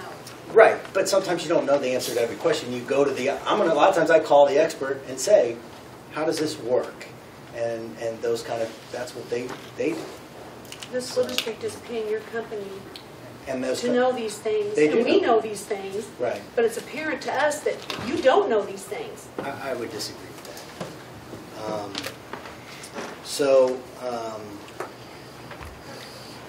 A sub, I put this in place in other districts where the sub has to work a few hours and be trained. So I think we just need to identify a kitchen we're going to train. Those aren't hours that get billed to the district. Those are hours open, invest in the program to make sure that somebody's got a couple of hours under their belt before they go out to a kitchen. Every kitchen is different, for sure, but they need a little bit more than the handbook orientation. And so what I normally do is give somebody just 3 hours in a kitchen to where they get some training to where they at least can function and know that this is a dishwasher, this is a mixer, this is how this equipment works, off and on, those basic things that, if you're in a kitchen or you've been around a kitchen, it's not that hard, but if you haven't been in a kitchen, that's a challenge. So we need to get some of that training time in there. That would be a paid. Oh, absolutely, and that's absolutely, that's on OPA. That's not something that gets billed back to the district. That has to happen. There are actually new USDA policy on professional standards and training of all kitchen employees. There was just the National Legislative Convention in Washington, D.C. with SNA. All that information is coming out. We are now processing that to figure out what do we got to do next school year to get this training in place. The guidelines have changed significantly on what folks are going to be allowed to, what's going to be required to oversee districts. There's some grandfathering and things of that nature, but all that's coming. We know we've got to make sure that happens in this district as well. In the area of culture, I looked at it as morale and just also a lack of understanding OPA's culture. And that goes back to what I said back in May. I sensed it. In October, I saw it change. And I think that's when you all felt it the most. And so that's what I think we can really work on. Again, that leadership council to me is really important for identifying how to put recognition systems, making it fun. How do you capitalize on each school's unique place in the community? There's a tremendous, it's very clear, there's a tremendous amount of pride in all schools, but in St. Joe, there's a lot of pride in the high schools and the areas they feed, They take a lot of pride in that. We need to tap into that. We need to embrace it and let them run with it. And I think that's where Jack becomes a better fit than I do. I don't live in St. Joe. I didn't grow up here. Jack went K through 12 here, graduated from here, knows a lot of the folks in the district. So I think he'll make a better impact personally than I do. And I think but we also need to provide training on Opus culture about teaching our cultural expectations, reinforcing them, recognizing the behaviors that are consistent with that. I don't think that piece was ever introduced in this district. And I see it in districts, even districts that were new this year, are further along culturally than we are in this district. And I don't think we've ever introduced we've never connected Make Their Day for them, what that means, and why marketing is important to a kid, and what that means to you, what that means to them, and how that makes them, But at the same time, I don't think we've done a good job listening to what's important to them to say why this is important in my school. So I think both sides, that's why to me, that leadership council becomes such a critical component of how we move forward. I will have to say that I was a bit disheartened when they said that they couldn't wear their school T-shirts. Yeah, and we actually had some of the shirts were done in the school colors, maybe the high school, the main school colors. Honestly, I thought it was an easy fix. I know Jake made the call, but I was kind of with him. And when Chris said it was a no-brainer, I go, I'm with you. It's a no-brainer. I mean, I like the team look, but we'll figure it out. We'll work it out. That's low-hanging fruit we figure out. Okay, so what happened in October? You said things. I just think I noticed. I sensed the feel as I went through the schools. I just noticed that, it seems like, and that's actually where, I was starting to think we're missing this whole culture piece. We're not on the same page with everybody on the same page. Do you think it's because our district is so large? I don't know if it's been being addressed. It's been properly addressed. That's why I believe this addresses a lot of that. Why did it have to wait till now to be addressed when you knew there was something going on? You said yourself that you saw that there was something going on. We took many things to them. And unfortunately, it took us going to the school board to get you to this point. Right. I said I missed some of it, but I've sensed some of it. I thought most of it was being addressed. Some wasn't to the level of satisfaction you all want, for sure. But listen, I certainly would say I own that, but I also own the solution too. I think they might not believe you. Right. No, I get that. I get that. But I've also spent time with each, again, at least two of you in your kitchens, and we've had very productive time where things got accomplished. So I think that, and I think Jack gets a chance to earn that as well. It sounds to me like there has been really bad communication. Yeah, for sure. And it's I'm getting the feeling it's us against you. Yeah, and that part is why not a culture, team. that's why culture has to be part of what we're trying to get done. There has to be mutual understanding of each side's culture. In a one building district, that's really easy to do. I think you all can grasp that conceptually. 2 or 3 buildings, it's easy. 25 buildings, it's a different Every building is different. And every community within those buildings is different. So, and that's why your company works better in a smaller district. I'm sorry, but we were talking about working off the clock. Just a month ago, when we had a BOSS inventory meeting, Amy said, get online over the weekend and play with it so that you'll understand it when we start it next week. So is that telling me to work over the weekend to learn something that OPA wants us to know how to do? And that is not the first time that that's been said. Kathy has another story. So, we're not making this up. No, I don't believe you are. I think that one of the things we need to understand here is that we're a people business. Absolutely. And we don't make widgets here. These are people. These are lives that we're dealing with. And that's what we got to get back to. I'm not sure at this particular time what the board is going to decide on how we're going to handle this, but I understand your business model. I understand business. Believe me, I do. But we also have to understand that your business is not going to flourish if the people in it can't do their jobs. And you got to give them a platform that they are able to function and accomplish all the things that we're all trying to get done here. And it doesn't sound like that's what we're doing. Somehow, we got to get to that point. We got to get to that point if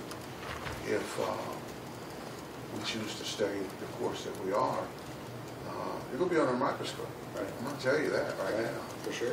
There are some things that are kind of disturbing to me about some changes that were made right after we made the promise that they weren't going to be done. I don't know anything about Well, that piece, I'm not saying you do. I'm just saying that's another part of this piece. The A little bit conversation we of had. deception there. Right. When I'm looking at labels on food cans here that don't say anything about USDA on them, and they're supposed to be, and they're coming from God knows where. Indonesia. Yeah, I mean, they're coming from everywhere. That's not local. No, that's not That's local. not local. That's- And that's that was not another local. piece that we That were was- too. And that was another piece. It was. We gave up local vendors. Yes, we did. For your company, and you're not using any of our local vendors or anything. I understand your business model. Don't get me wrong. What I'm saying is that there's some things here that are kind of disturbing. So we need to get back to where we're taking care of our staff, because we're trying to take care of our staff all the time anyway. Okay, and the school district's not anything without its staff. We're from the top to the bottom, and we got to take care of them. And so you guys, you're going to have to change your business model some more. Because if you don't change your business model some more, all I can tell you is I don't see the votes coming to continue to keep. I'm not going to sugarcoat it. I'm not going to blow smoke. I'm just going to tell you that's the way it is. And I'm sure that's the way everybody at this table is feeling. Our staff has been taken care of all the way up to these years. Yep. And now all of a sudden it seems like they're not. They're being pushed to the They side. look like they're at a breaking point. Well, I understand all that. We can work together, but we gotta get to a point where everybody's comfortable. I know everybody's not going to be happy all the time.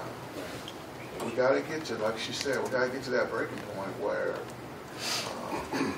staff's concerns are taken care of, the kids are fed, and your part is you're making your profit. Okay? I mean, I don't know how to say it any more plainer than that. I think that's how I'd say it. All right, if we don't have any more, we have some more stuff to do on our docket today. I appreciate you coming, gentlemen.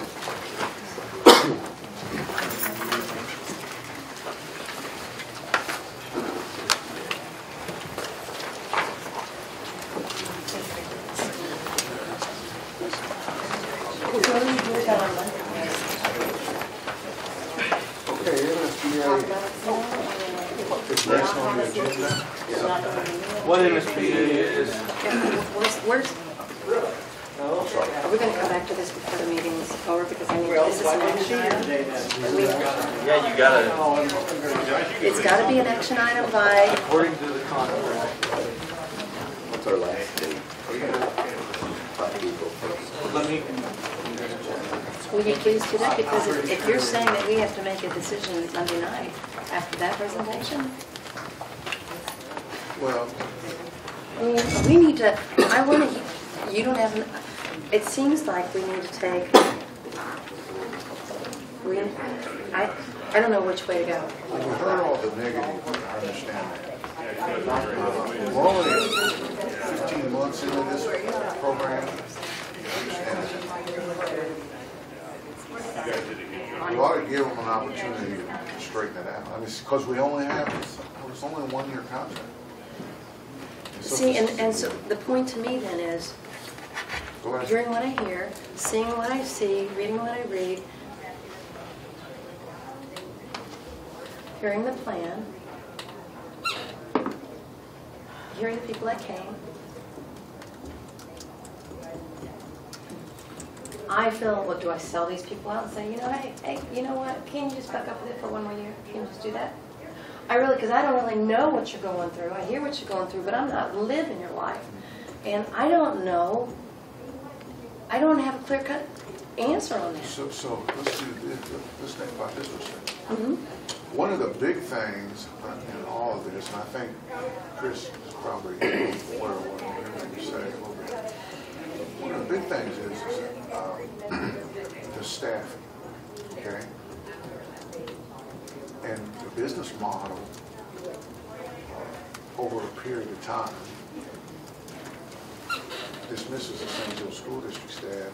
They always come overstaffed. We don't do it. I think what we can do is we need to grab a hold of the reins of the staffing. We make the decisions on hiring and firing. So, because I know one of the biggest concerns was people were getting pushed out of positions, and then they were hiring people back part-time. Well, But aren't I'll all also those say- people on the personnel report each month, or whenever that happens? I'm not sure they are. No, if they're hired by them, they just bill back the school district on the personnel costs. and so the solution that I'm coming up with, I could be clear wrong, it's just an idea here. If you guys aren't interested, that's fine too. Is that we take reins of the hiring and firing of staff, okay? We have, so nobody's gonna lose their job because they came in here today and were Spoke named, out, yes. okay? So then we give over the next school year to correct the issues that we have here. If they don't correct the issues, we still have our staff. We haven't lost anybody. And then if we feel we need to change, we change. Yeah, because, you know, Go ahead. I guess I'd say professional opinion, it's their on-site management staff that's the problem. Because they're not listening, or they're not communicating back, they're not seeing it, you know, they don't have enough time to do this, they're having, you know, they're probably directing them to do things off the clock, or they have to work off the clock to get the things done. And Well, I think that they do know that that's their plan, that's their way they do it. And part so of the problem- they don't want to change it. Part of it is you're right, but part of it is there's a cookie cutter model to business. And it can't be in a business, in a district this size. It just can't be. You're going to have to modify it and make it work. And if you can't make it work, then you have to move on. But let's see if we can make it work. I mean, we didn't know any of these problems were going on. I mean, I wish they would have come to us in October. To me, we ought to. I think they've been trying to come the fit week into of- that mold. I think they've been trying to for a long time. There's an Why email in there. didn't they do what they did when they did it a while back? Why I did think they because wait they till the finally last hit that minute? spot where they had to. There was a failure of management on our part as well. Yeah, And well, we had- I understand and- that. I'm and- not blaming any, I'm just saying. I'm just trying to understand it. That's the thing, just trying to understand how it got to this place How it got to where. this point without any of us knowing. I think that, and that's what O was saying, was that there's a piece of this that we as a district, myself, I'll even take part of that, may own, in that we turn that over to them without that close working capacity like Chris and Mickey's been doing and then will do if the board chooses to go forward. Because they're going to be right there and provide that close oversight. They're the district oversight of that food services program. And so I think part of it on the district is that, you know, we own that. I have a question. How does the money work on this? Do we pay OPA and OPA pays them? Yeah, I'd like to know that too. I'm not sure how that works. Say that again. So we have school district employees and we pay them directly. Right, and then they bill us for every new position that they take on. OPA bills us. So they have the 50, what did they say, 52, 57 OPA employees, and they bill us for those. Right. And what about the money that comes from the government? That's all us, and then we pay It comes them. to us, and then we pay them an amount. Personnel amount. And do you know how much What's the, I know that you probably didn't come with that information. Do you know how much we paid them? Well, it's stated in your board agenda what the per meal lunch price is. Well, I just didn't know what the total was. Well, it's based on meal count. I mean, if you'd like to take a look at Depends on that. how many meals are. Chris says it's in the audit. Did it say something in the audit about 1.5 million for the services? I'm not sure what exactly. I didn't come prepared with a, I know, I'm with sorry. a vendor recap of I what just we thought of paid that, over and I there. thought maybe, I might be able to. okay. I'm sorry, I didn't mean to. I was just wondering how much it costs. There's a per meal. The biggest cost is the per meal price that they charge us for Right. breakfast, lunch, and snacks. Okay, it is in here, it's on page 33. The provider began providing services in January 2014. The district paid $1,572,319 for these services during the 13-14 school. So that means, when they say that, are they saying that that's after the, I think they're just saying that's how much we paid OPA. that's just the total amount? That's how much that's how much OPA has billed us for their services. Because we And that get pays direct for their- payment from USDA, And that pays for their 52 people and the personnel and the lunch cost, the amount that it costs to serve The the food. program. Yeah. But I thought what the audit came out and what they were citing us on is that we paid out to OPA before the contract was signed by the board Yeah, president. that's probably the issue. It's referenced in the state audit. it does have that as well. That's a whole another discussion that will be addressed, I guess, as how we can conduct compliance with contracts. But Well, I was That's not looking an at issue. your numbers.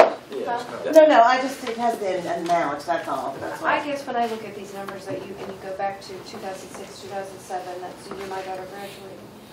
And I look at the numbers and, you see this deficit, had an okay year, deficit, 3 had a years, really wasn't good year, and then we're in the hole, and then now we're back in the black. What do you really attribute that to? I know that on your graph here, you're pointing out that when we were able to do the really good snacks, that was the last year that we had a really good year. Is That's that right. how I'm reading this? So, I wasn't here to know, but it's obvious that we were able to profit from the sale of snacks up until the 09-010 year. And it was after that year, our participation in the snacks went from 99% to 14.6%. And so that's when we kind of had a nosedive as far as, bleeding money. Those 3 years leading up to OPA, we lost $1.7 million. What I can tell you just from a numbers standpoint and looking at the data that was provided in here was that our labor cost per meal served increased 31.6% from 08-09 to 12-13. And just from a purely analytical review of the costs that have been reported to the state and federal governments, not knowing specifically what transpired, but I can tell you that the labor costs during that time significantly increased, and surely were a result of the corresponding losses that you see in the 8-year history. And so you think that those losses were due a lot to salary? Well, I'm just telling you that labor costs per mill had dramatic increases during that time frame, and surely that was a driver of a part of the reason why we were losing money. Again, I wasn't part of it, and it could have been poor management. I don't know. I wasn't here. It would only be speculation on my part as to why specifically. I can just tell you, from a dollar and cent standpoint, our labor cost per mill had dramatic increases in the 4 years leading up to OPA's arrival.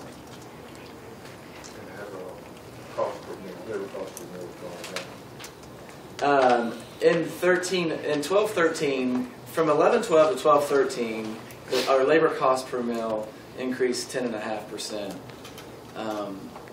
Going into the 13-14 year, which was partial us, partial OPA, that number was 5.6% increase. And so time will tell as we look at our numbers moving forward, where that trend is.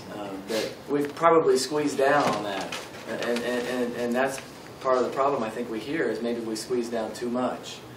The good news is, we're back in the black and we have the ability to get back more resources in our kitchen.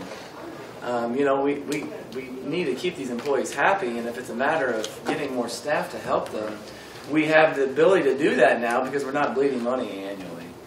And that's just my personal take on it. We had a profit of $219,000 last year. I think we'll look at something similar, or maybe a little less than that this year. But it's not all about the money, and we can divert more labor back to help these kitchens if that's what the board chooses. I don't know that we make a lot of money on kids eating. I don't want to lose a ton of money, but I see here on the 11-12 thing, it's just barely above board. That was before OPA was here. Yeah, OPA took over. That was the That was just the card graph. That was when we had a $7,600 in the black. We've had a lot of deficit years. So that wasn't the. Well, I'm just saying I'm not sure It's that the deficits started growing so much is when it became a concern. Well, it looks like 9, 10, and 11, 10, 11 were pretty bad. Right, that's what I'm saying. Once they got to really bad, that's when the concern started. Because they were deficit in 06, 07, 06, 07, and 08, 09. I have it in the wrong order. Well, it's confusing at that top. Okay, so where we at on Yeah, this? they're not lined up. Where we doing? I had to go back in. If I could just add my 2 cents worth, it would be this. I mean, obviously, there's lots of concerns and valid concerns on behalf of these food service workers, and they obviously are months in the making, and we need to be, these need to be addressed, and they're significant issues, and I think that we thoroughly need to evaluate OPA, not only from a dollar and cents, but satisfaction of our employees and our kids. But, I would just suggest to the board this. We are without a superintendent, a chief operating officer, a director of HR. Your CFO just got back from an 8-month vacation. We got a brand new director of finance. Folks, we're keeping the walls holding up right now. We are without all of our top management. It will be just utter chaos to take a $6 million food service operation and try to deal with that while trying to fix the significant issues that are outlined in our state audit report. So my suggestion to you would be this. Thoroughly evaluate OPA. Listen to what they say and what their concerns are, and then let's listen to our staff to see what their plan would be to move away from OPA for that next school year. But I don't even know how operationally we could take over. We have nobody over operations. We have nobody overseeing hiring and firing. We don't have a superintendent. This would be significant change to do this overnight and not renew this contract. I just think that the time now is to thoroughly review these things, continue to address the concerns we heard today in the coming months, and take a look at the switch next school year. Can I say something? And though I certainly appreciate what you say, and all those things are true, but I think no matter what's going on, no matter what goes on in our home life, another crisis, we got to do what's best for the family. No, we can't put things off just because we have other plates in the air. So I don't know what you're saying to be true or not. Is it a possibility? No decision here, but I just want to hear. Is it a possibility that this district could take nutrition services back next year, or would that just totally be a chaotic thing to do? I'm sorry I'm putting you on the spot. I really am. I mean, if you don't want to answer, you don't have to answer, because that wasn't even out there. But is it that big of a, I know it's a big, are the things already in place to do that, or would it be something that this time we are just really just making our lives even worse? All I can tell you is, again, we talked earlier about the ladies have done their homework. They've got a plan, a pretty good plan. Would it be tough? Do you know? Well, yeah, sort of generally? Yeah, I mean, they really did have places, I mean, everything plugged in. as far as, would it be tough? Well, sure, it would be easy. Is it possible? Everything's possible. That's a tough I know. question. I'm sorry. to answer. I just want to know, I just want to have an idea of all the different options right now in this very short 72-hour window here. And they sounded like because I sit here and I think, well, if you knew these things, then why didn't you fix them? If you knew some of these incidents, if you knew that your staff felt this way, why haven't you done something before now? I mean, a plan is great, but I don't care. Honestly, this board member doesn't care about a plan. I want my employees to feel like they're valued because that's going to trickle to the kids. Well, they had an email exchange that they showed in that, I don't know if you guys all saw, but I read that little one as it came by, where there was some kind of meeting, and then there was a barbecue or something later, and they had expressed their concerns, and then there was a list of things that was going to happen, but it just never happened. And I think that's why they don't believe it's going to happen this time. And that's where I was going to go with that, Kathy. I'm sorry to give you No, that's no. Been there plenty of time, but I think, okay, you say you're gonna do something, but you've known about this and you haven't done anything. So I'm just like, I feel the same way. I'm like, well, why didn't you just do something then? Why now when the contract's up? I'm sorry, I'm a little cynical about that. We're going to do something now because here we are, we're back at you. There's just too many questions that aren't answered. And the answer for me, Bo, isn't, it's just another thing we have to deal with and we can't deal with it. The answer to me is, or my filter for me is, what's best for our kids? What's best for our kids? No matter what's that going to be. And I don't know, I'm not saying what you're saying is wrong. I'm just, I guess I'd want to see the detailed plan as far as who's going to do what to. We would have, I can tell you right now, we would have to. How can we? I agree. Saying no, I'm sorry, but saying no to something means I have to say yes to something else. Okay. See why this short time here isn't enough to figure all this out? Yeah, no, I'm not. I'm just looking at you as I'm talking. I'm not directing it towards you. So I will. That's not. It's just that. Yeah, that's true. That's true. What Brad just said. That's true. So if that's the case, then what we say no, then what's the yes, and what does that look like, and how does that? And can we do that? Yes. You sure can, Martin. Go for it. You said we want to do what's best for kids. I agree with you. I think we all do. And so, the kids, I don't think are going to get hurt on that either way we go. Because our staff are going to make sure that the kids know stuff. Did you see pictures of that food that went by? Yeah, that was then. I'm talking about now, going forward. You're talking about because now we've seen these pictures. We know about this stuff. They're not going to let anything go by now, for sure, because they know that the board knows about it. Okay? And so OPA's got to step their game up now. They have no other choice. It's almost like you said, you know about these things, but you didn't do anything about it. I get that. But that happens in life a lot. A lot of people don't do things until they have to. Well, not with the school district, though. Well, no, I'm just saying, that's just a business model. They're not going to spend any more money than they have to. That's why we're in this situation.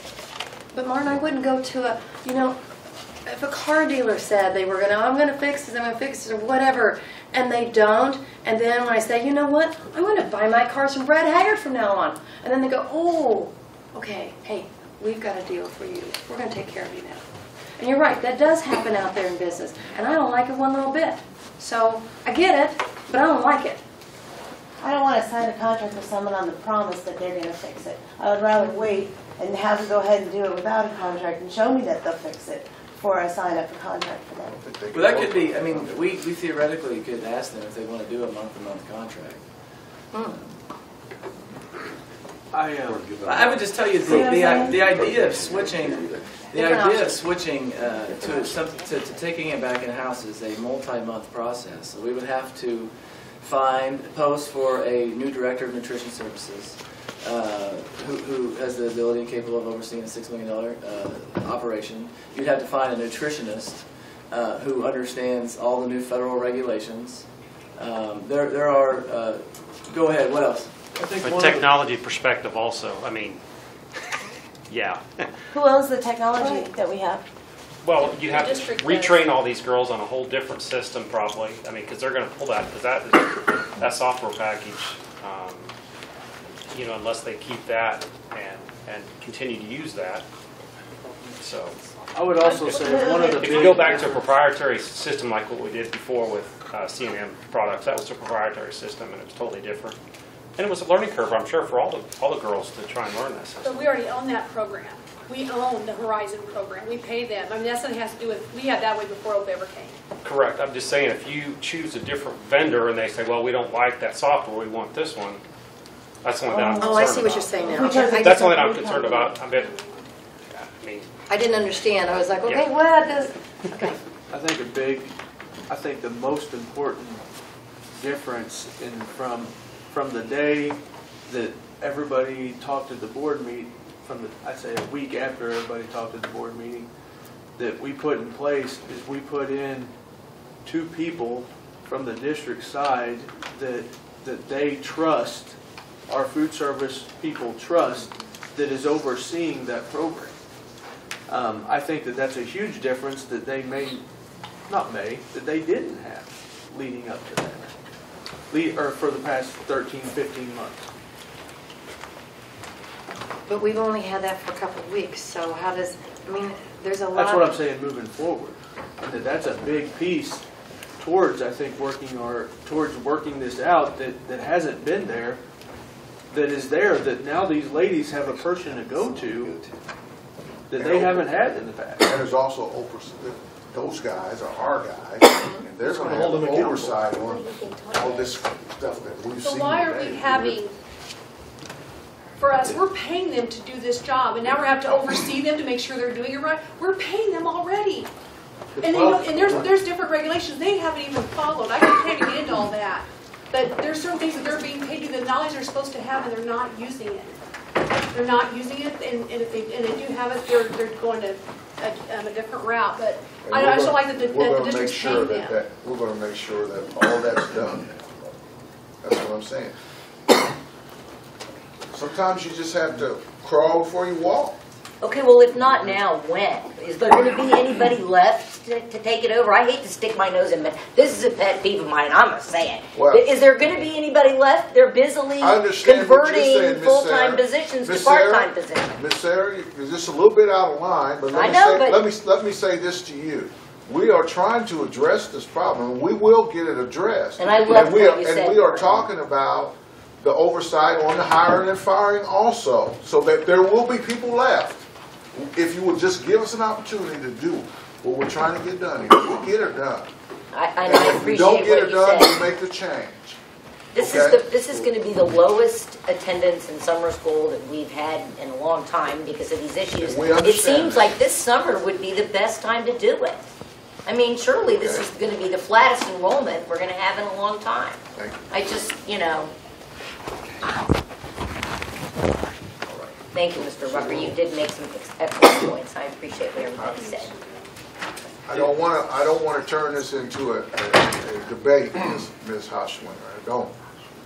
We're trying to get to a reasonable solution. I understand that you have a difference of opinion than some of us. We might have the same opinion, but it might not be at the right time to follow that opinion. It might be and it might not. We haven't made a decision. Give us an opportunity to do that, okay? All right, I appreciate that. And I would just add this: it is the administration, what's left of it. It is our recommendation to renew this. It is also our recommendation to thoroughly review this. We're the ones doing this work. We're the ones that are keeping this operation going.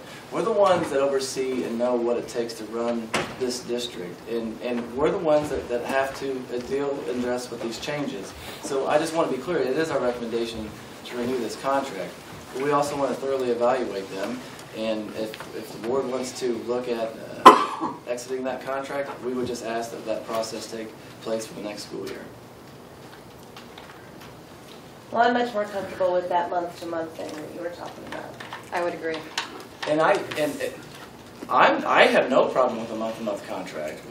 We need to talk to, I mean, if that's what the So board it has wants to to. be negotiated, isn't it? Right. Okay. Now, The only thing I would say though is to make the switch. I don't know that before we go there, we have to check the 5-year contract. This is a 5-year contract with annual reviews. Yeah. So we'd have to get Steve Briggs to weigh in on that too. To Sarah's point, I don't know how much. Then we just choose not to renew it, and then we negotiate a new contract. Because in there, it does say that we can opt out at any time. So we could opt out. Like I said, we'll just have to see what Steve. Yeah, if I would add to Sarah's point that when the switch would be made, my gut tells me that obviously it would have to happen in the summer, in between school years. And so I don't know how much good a month-to-month contract would do us, knowing that it would be very difficult to switch in the middle of the school year, because that switch obviously would coincide with your fiscal and calendar school year. If I can say one thing, when you said you all know your business here, you know, from the superintendent down, I want you all to know that our ladies know their business. We know that when this contract, if you all would vote no and not give them the contract, we have everything in place to get our commodities ordered, to get our food ordered. We have everything in place for that. You don't have to worry about that. We've done it before. We can do it again. I want you to make that very clear to you that you can count on us to do what things we've done. I've done it for 22 years. I've not done all the ordering, but we have the people in place that have done that for us. Can you still serve breakfasts too every morning?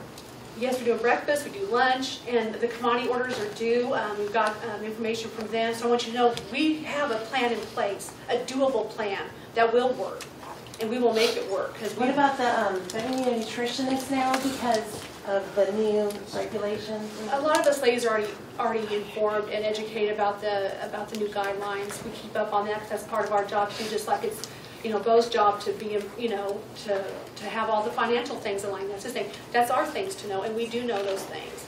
Yes, I think it would be wise, of course, to hire a director of nutrition services, but we can also rely on the state as well. They have people that will come in and help us during that transition time.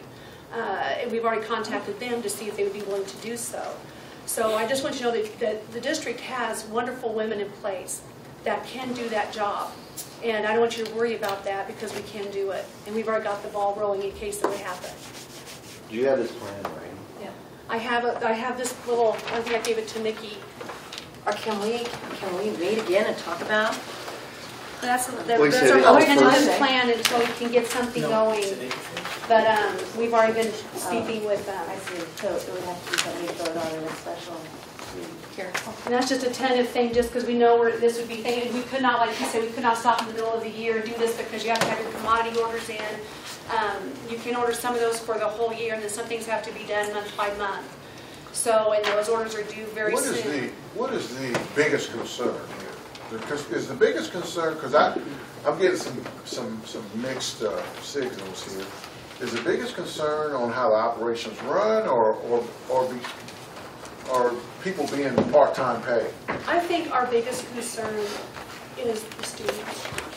The quality of food that they're receiving. The quality of food they're receiving, the types of food they're receiving. Because when the district ran it, we gave them way more fresh fruits and vegetables. We use a lot of canned fruit since Open has come, and that's just the facts. And we could offer them more because we weren't in it to make money. But and like I said, I understand business. I'm all for that, and that's the nature of business is to make money. And I think that's a wonderful thing. But when you're not in it to make money, you can offer more things to those students that would entice them to eat a school lunch. They're in it to make money, so they can't offer as much because they want that profit. So they can't offer that, and the strawberries and the grapes, and because they don't, they want that money for themselves, and that's just business. I understand that, but I think our children in St. Joe School District deserve better. That's my biggest thing. My second biggest thing is I think it's, like Bo said, it's horrendous that these women have worked off the clock and not gotten paid for them to profit $1.5 million. That to me is very offensive. It hurts me to think that they would do that. Not for they did that for them, to try to please them, to try to do what they needed to do to make that company, to keep their jobs for one thing. They might lose their job if they didn't get all that work done. A lot of women are still taking work home. They take it home at night to do their ordering, to do their inventory, do just all different things, everything, all the paperwork we have to do, because we all have the government paperwork to do to begin with. We all know that. But now, on top of that, we have all this business paperwork to do that's been put upon us. And in the smaller districts that OPA runs, that those people, the managers don't do that. The DM, which is the district manager, which would be Ms. McCrae's job, she does all that. Well, Tanya cannot go around to all these schools and count all the food and do all that paperwork. So we have to do that for her. But if they're going to take us out of that position, if they're going to take us out of our kitchen, then they need to replace us in the kitchen. They haven't done that. So then we're running short on that, and then we don't have enough subs. And it's just, I think they're a perfect company for a small district. I think they fit perfectly in that, but in this big district, it has not worked. It has not worked from the beginning. They've been running around in circles trying to make it work, and then we're all running around in circles because they're running around in circles, and it's just been, like I said, I think they're a good company for smaller districts, and it just isn't fitting here in St. Joseph. Thank you. So this plan here, I mean, this certainly is the coach heart people. So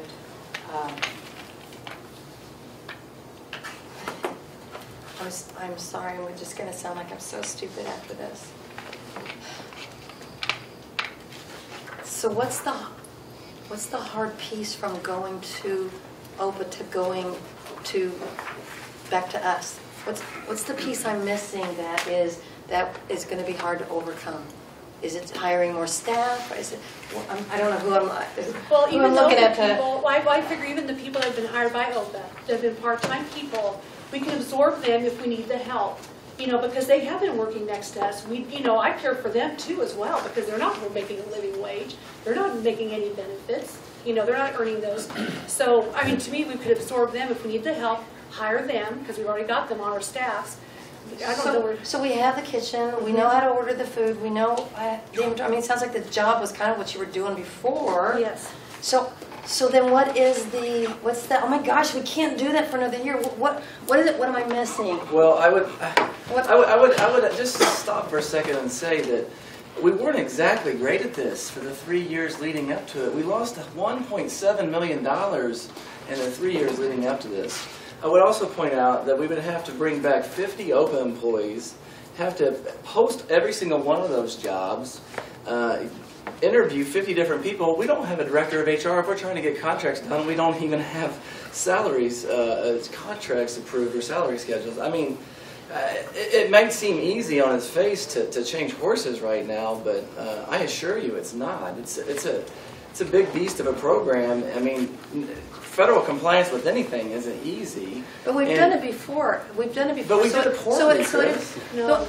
I see that from a financial standpoint, it was poor. But I've asked for these numbers before, and so to see these are new without the explanation of why. I mean, I've asked numbers from Rick Hartigan before, and he threw out $600,000. Well, where'd you get that? Well, that came from our previous CFO. I really don't know why. So what are in these numbers? Are these numbers? What else is behind this story?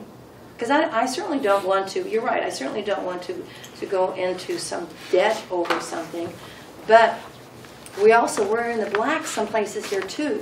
So I don't know. I don't know what the pattern is with this. I don't know that any of us really can say. I think we're all kind of crystal balling it right now, and it's trying to decide what is best at this very time. I didn't realize that we had something that we could at least address. Maybe it's something that we don't decide on Monday, and we decide. And I don't want another meeting because our meetings last forever. But well, I think we just have to be very thoughtful. It is our fiduciary responsibility, fiduciary meaning that we are representing everybody else out there. We're representing them as we make this vote. So I just want to, I wouldn't rush anything in my home life. I feel like I have to buy a car and I have to buy it now. And I've seen how those mechanics have been with my car, and I'm not happy with them. I'm not happy with what they've done. I've told them over and over again that this isn't working, this isn't right, and now they want me to buy a car from them again, and I don't want to. I don't have enough to say a yes on this. And if we can't do month to month, I understand that clearly sounds like a really good idea, but clearly is not practical in the way the school district runs its life. So Doesn't this contract run through the end of the year? Yes. School year? It runs to the end of June 30th, so that's why I'm not for sure why we have to decide by April 1st. That was, Well, We they need need, to they, get commodity orders in as far as that goes, we need to get that stuff done. But as far as the open employment, like you're saying, doing all the hiring goes, they've already went through the process that the school district requires as far as their background checks and all that, so I don't know what that would entail on that part. And you go back to those other years, a lot of the overseers of our department are gone now. You know, the negative we had was not these women that are in here, the workers, that's not their, they didn't do that. It's the people above us that made poor choices, be whatever they were. But now we're paying the price for that, and I'm telling you, I can say to you, we can take this back and we can do it, Bo. We can take it back and we can do it.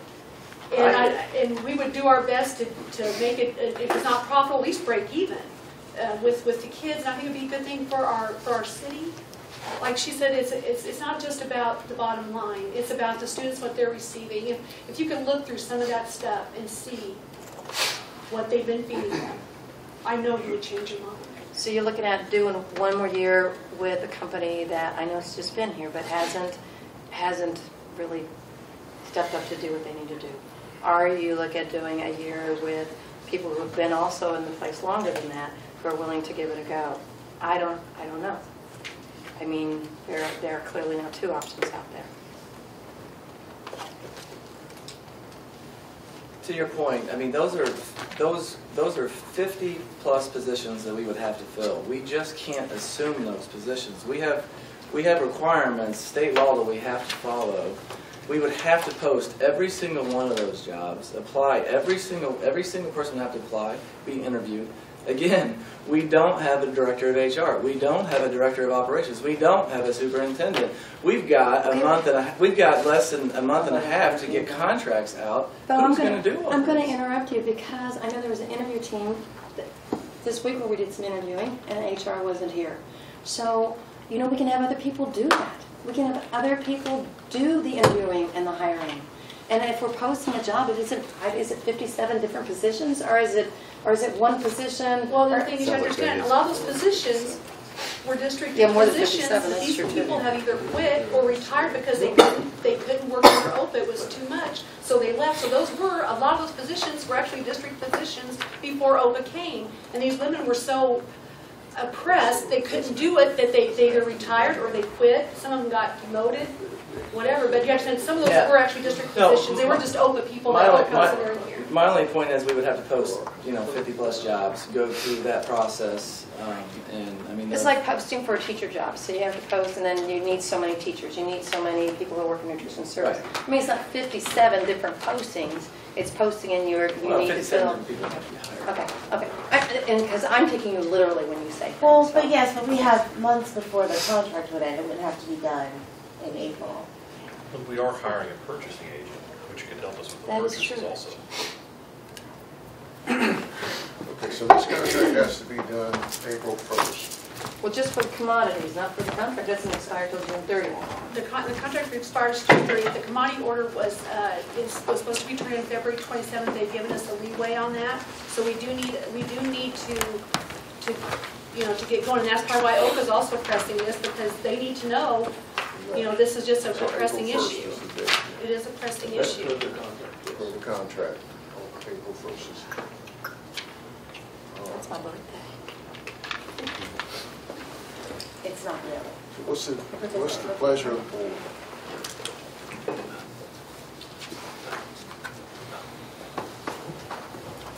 Well, we have a recommendation from administration. We've got information from staff and from OPA, and we've got to consider it over the weekend and then Monday vote and make a decision. Everybody good with that? Needs to be on the agenda. And we make a decision Monday when we vote. We either vote it up or vote it down. There you go. All right. I think that's a crazy way to do things because I don't think that gives you enough time to consider if there's other plan. But I will do what the majority of the board wants to do. That's the way we're going to do it. Okay. I just go on record as saying I So would. what are you thinking we ought to do then, Ms. Danforth? Mrs. Danford, What's the other? Mr. Rucker, Mrs. Danford What is wants the to know other more option? about, So when do we vote then if we don't vote Monday? That's, we'd have to put another meeting in, if we have to have it by April 1st. Well, now tell me again why April 1st, because that's when commodities have to be in? It's on the contract. The contract says June 30th. That's when it ends. that's when this current one It has to ends. be renewed by The new, April the 1st. renewal date is. Does it say that in the contract? Let me pull up this letter. Because the contract is very difficult to read. It is not a, you're talking about the original contract, right? Yes, ma'am. Okay, because we don't have that in front of us. I know. And if the board, I mean, the majority of the board decides that that's what they want to do Monday night, then that would be it anyway. There's no use in looking at an option 2. I mean, I'm not trying to make more meetings or more work. I just want to make sure that I want to make sure I'm thoughtful. Extension must be made by the first day of April annually, what the contract says.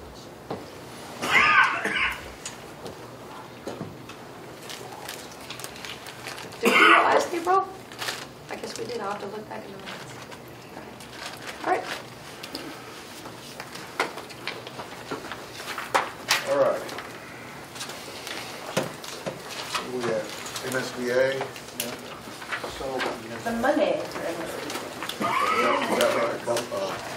Thank you very much. Thank you. MSBA, that John, is, thank you. we did get the Thank you very much. maintenance. Oh, yeah. It's the maintenance and policy agreement. Oh, I appreciate We you guys also listening got to me. how much that is, so we need, pretty sure the board's all behind that, so we need approval for that.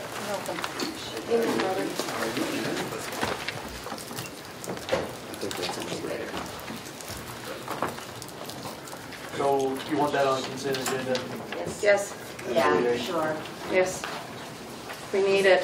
Did you see that it was 21, then it was 7 up front, and then 14 when it's done? Miss Debbie, did you get that? And also, I do want to note that, and I had talked to Shannon originally, she said that it would take a year. In this, they're proposing that it can take up to 2 years to get through everything and do everything that we need, so. This fee is not per year, it's just a total buy, or is it per year? Oh, that's For the this is project. Project. Okay. There will be an annual full maintenance, Yes. Amendment, but it won't be for the, that whole thing. Yeah. No, while they're going through this process, it'll be the $21,000, but then when we get past that, then there will be an annual maintenance fee for the full coverage. And they keep all of this, their editor makes all of, like Debbie has to do the stuff now. She won't have to do that. MSBA will do that for us. They will also keep it, so, signs up and She's like, I was thinking of you, girl. So they will update all of that. Their editor will take care of that. They will also keep it, house it on their server, is my understanding. So they will take care of all of that for us. But we'll have a link so we can get. Correct. Okay. Oh, yes, yes, we'll still be able to We get can in link and it do on the it. website. Yes, that would be Yes. important, because that's the only way I look at board policies, because I don't have the hard copy that you have. Okay. Yeah, Oh, yeah. that thing. Who wants that thing? It's like this thick. It's a little intimidating. Seriously good. But I think that this will be awesome. It'll be great for us. It'll keep us out of hot water in the future. Okay, good. I'm good. 3.5. so Mr. Merritt's here, the Hilliard Technology Center is asking for a 2,000 increase in tuition for the diagnostic medical sonography program. Mr. Merritt, tell us the reason for that. We're asking for a $2,000 increase this next year. The incoming students will be fewer. Our clinical sites have accepted other schools into their system, and it's less seats for our students. And they have to have clinical sites in order to practice.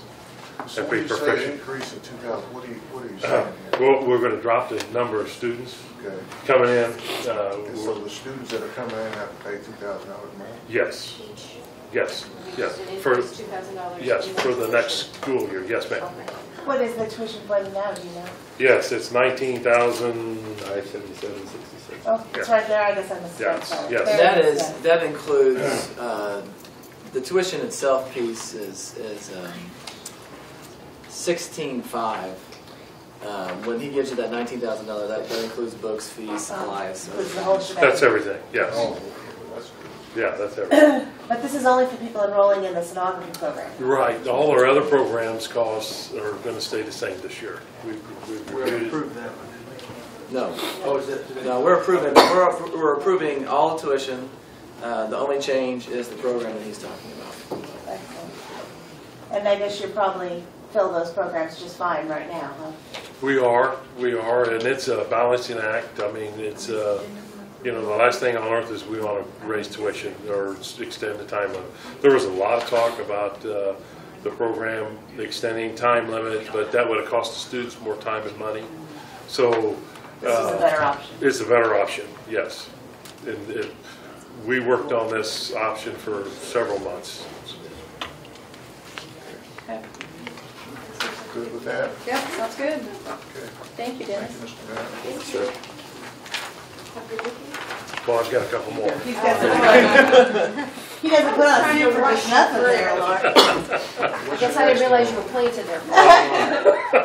The next one is the A+ reimbursement. Missouri Western receives A+ money for their students for this year. I think next year it's going to end because they went to university status. And we've already had this money in our bank, and so we're just giving. They can't be the fiscal agent of the A+ money because when it was approved, it was for career centers or community colleges. We're the closest career center, and we didn't have a community college. So will we still get A+ money? Yeah, well, our students still receive it, they come in, but this is just the money that funnels through Missouri Western. We kind of have, the law's written that they can't handle money, so we get So our we're the portion. go-between? We're the go-between. Okay. We're the go-between, yes. So what you're asking for here is just the authority to pay Missouri Western? Yes, because that money's already in our account, and so, And yes, it's there for Missouri Western? it's there for Missouri Western, yes. Dennis, can you explain where that money comes from? Because where did this 43,000, where's that? What's that money for? That money's for is their college tuition at the community, at the Missouri Western. So those students. So is that the money that the state gives us for that? Or? Yes, yes, The state funds the A+. yes. And it see, I is. didn't know that, Martin, I didn't know that this is the way that it flowed through, so Yes, because the Missouri Western is a 4-year institution. It was over. It was for, yes. It was not for 2 years. But I just didn't know, I always assumed that it went straight to the university to follow that student who met the A+ requirements. So I have to sign a document every fall, and spring and summer, about how much monies came in to, and then. Yep. Well, that makes sense. See, I it could just go to Missouri, it would go to straight to Missouri Western if Missouri Western was a 2-year school. right. but Right, it's a too. 4-year university. Gotcha. Right. No, it's just And I and assume this is all state approved, it's all good with that. Yes, this has been going on for about Sure, 10 years. but you've had a 12 couple years. things that maybe didn't turn out quite like that. Just checking. Yes. I just wanted to know for background because I've known so much about A+, I just didn't know how the Yes. dollars went through. So That's why thank it's you. important to try to get all so the high sorry. schools in that, because everybody. Yeah, and Hilliard accepts A+ money too because we're a technical school, so we can just take it right in the door. We don't need another person to handle the money. Right. Yeah, Excellent. yes. Thank We're you. in technical school, it's for technical or. Community college, yes, yes. I think we're going to adjust the agenda real quick. Because somebody needs to leave. Go ahead. And then that's all on that one. And then I have one other one that's we receive money from the federal government. We're fiscal agent for a consortium of schools. Missouri Western happens to be in our consortium. We have about 6 or 7 schools that with the federal government gives us this Perkins money for their schools. It's for purchase services and equipment if they choose to buy it. They spend it the way they want to spend it. Missouri Western's amount this year was $17,642. So when they spend the money, they send us the receipt, and then we send it in to the state for reimbursement to our district. And we get a small, I think it's a 5% fee. That For we the trouble. For the trouble, and then we get to use the funds in our school. And also, they will not give us, you know, it has to be at least $50,000 to have a consortium. The state does not want to deal with every little school, so they put us in charge in our region. And Chillicothe's in charge in their region, Right. so the technical centers, the money flows through them. Yeah. Makes sense. It's all new to me, thank Sounds you. good. Yeah. All right, anything done? I'm done. Okay, let's go to 310. Well, Chris Silcott's in the same boat, so I don't think it'll take us long to get 310, so. Oh, So we put out a bid to replace the one-ton truck that we currently have. It's at the end of its life cycle. This truck is used for buildings and grounds, hauling and pulling heavy equipment in the winter. Of course, we use it to move snow.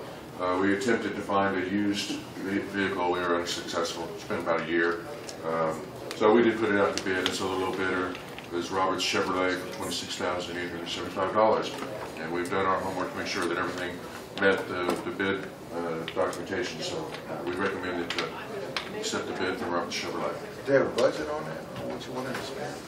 Well, we thought it was going to be about $35,000. And we have a total budget of $75,000 for all That's correct. vehicles. And as it stands right now, we will be under. And of course, this truck doesn't come equipped with the blade or the spread, you know, the spreader. We'll have We to have purchase that, right? No, we'll have to purchase another one for this. You have to purchase, why can't you use the one off the old truck? It's worn out as well, the spreader is. And I don't think this blade will fit the apparatus that's on the old truck. How much will Is our old truck a Chevrolet? For both the truck, or sorry, for both the blade and the spreader, it's about $7,000. So that's going to be on top Yeah. of this. Yes. Under 35. Is the old truck a Chevrolet? But they'll still be under budget. I believe it is. Because the new one's a Chevrolet. It's an old Chevrolet. Yeah, so I just, what I understand from the mechanics is that they won't mesh up. Well, they changed the grill on those. It's like the iPhone. They keep changing. So how old is this truck that we have now? The truck's probably 12 years old, but it's heavy-duty use.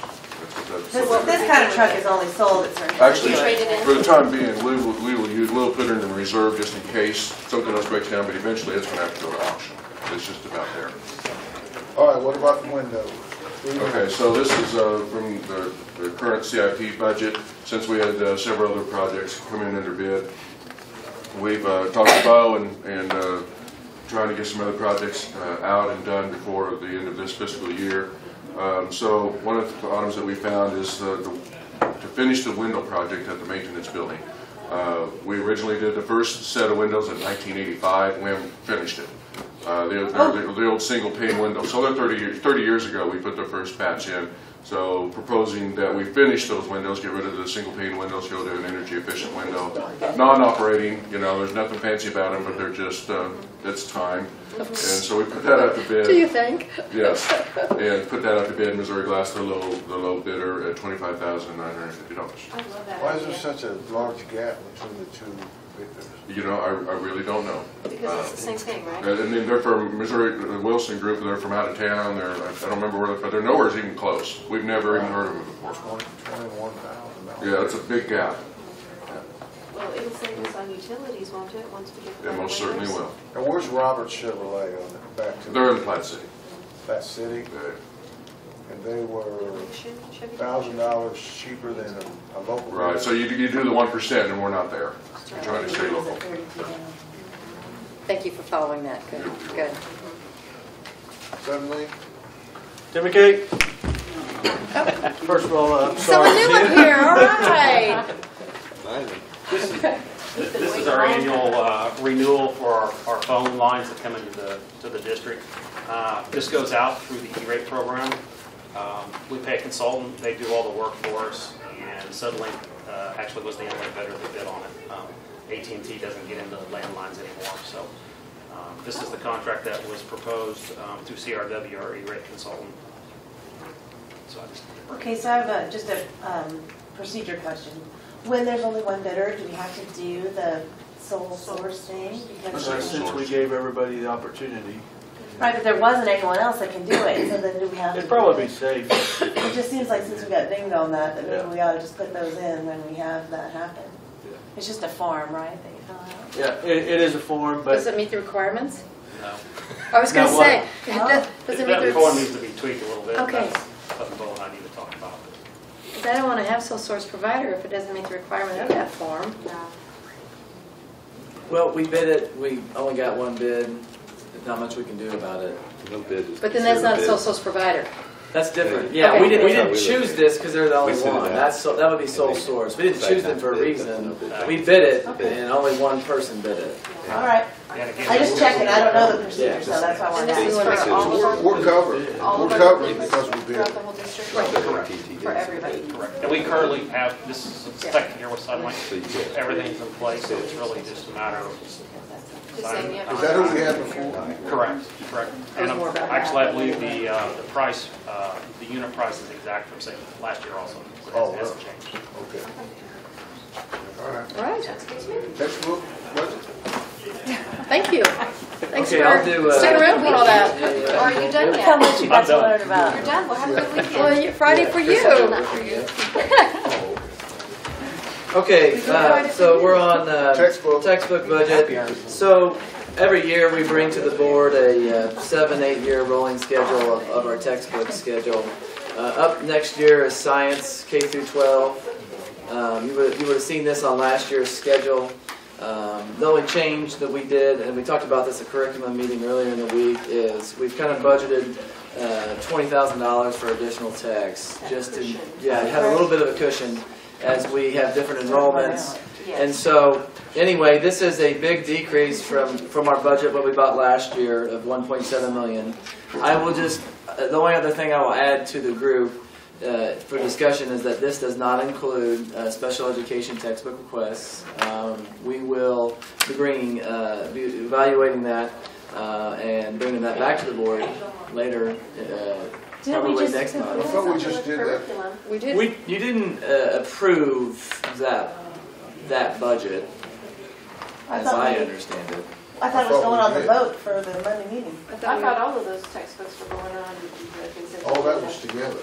Okay. I thought we approved that she could purchase it. Is that not? Yes, that's what we. Yeah, You're not yeah. gonna make I the do that too. purchase till, you're not gonna make the purchase till after Oh, July you're here. 1st. July 1st. Yeah, so it'll be next year's budget. Well, I thought you usually- said that too. Well, a couple things. We- I thought all Nothing budget ahead. items would come to the finance, no, not necessarily at the same time, but normally we take big chunks to the finance committee for adoption of the budget. And so I don't know how it read at curriculum, but my suggestion would be to bring that back to the board for approval through the finance committee in April. I can tell you that I was not, what's that? The special education Textbooks, textbooks. There were two separate things that we did on textbooks of the We curriculum. did special ed, Speds, and then and there was. And who was you ELA. tied, you were tied with someone. It was ELA. ELA, yeah, ELA. But normally, when we do budget items like that, we do it in the finance committee. Do you want to know what I have on the board agenda for right now? I've got, from curriculum, I have adoption of K-6 fine arts curriculum, visual arts revision, purchase of materials for K-6 visual arts revision, purchase of materials for 712 ELA, purchase of elementary ELA materials, purchase of materials for K-12 special education English language arts. That's it. So is the board okay with that going And there? her special ed stuff's not gonna be ordered till July 1st. July or something, right? July 1st. July 1st, so that'll be a next year's budget. It'll be part of my budget request for 15, 16. For So it will next go year. through That's why it's. the proper channels, but we had to do the curriculum piece to even know Because it was already budgeted. what to ask The piece for. that The ELA right. piece. On you They guys had was. to have that That's part. why This year's budget. That's why I'm confused about the finance piece, because it was already budgeted that we were going to do those. That's why the special ed one comes with the budget for next If she year, right? piggybacked on them. What I guess, and what I'm trying to tell you is that this 1.2 million for science K-12 does not include the special education textbook budget that you discussed earlier in the week. Gotcha. My position on it is we would bring that item back to you next month for formal adoption of our budget. And then moving forward, I'll add it to this schedule, and we will have a 7-year schedule in next year when we address it. All the textbooks will be brought to you at the same time. As you probably remember, Denise said this is kind of the first time we've bought in a while. Yep. And so, anyway, what I was specifically asking is the textbook budget that you see here, and know that you've got special education coming next month. Okay, so it's all fine the way it Yeah. is. Yeah. So do you want It does make to sense now. Special education to next month? I'll add it as an agenda item next month, if that's okay. Yeah, that's Because what I'd like, yeah, and I'd probably I'll probably bring a revised schedule that shows you then what the future budget for that area of textbooks is, along with everything else. Sounds good. Thank you. Thank you, Bill.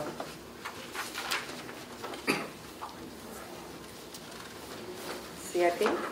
Okay, CIP, and so I'm going to start off, and Chris is here to feedback on anything I say. The district's triage and 10 living document of capital improvement needs over the next 20 years has identified over $20 million in the next 10 years on various projects at various schools. In order to meet those needs, the district's CIP budget needs to be approximately $2 million annually. The source of funding for this would come through our operating revenue, but also through our Fund 4 capital improvement project reserves are currently $16.5 million. Chris has then identified the schedules, a list of schedules for next year and what we want to do.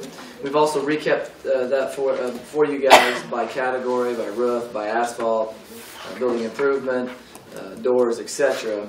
And so what we're asking here for the board is to identify these specific projects and a total CIP budget of $2 million.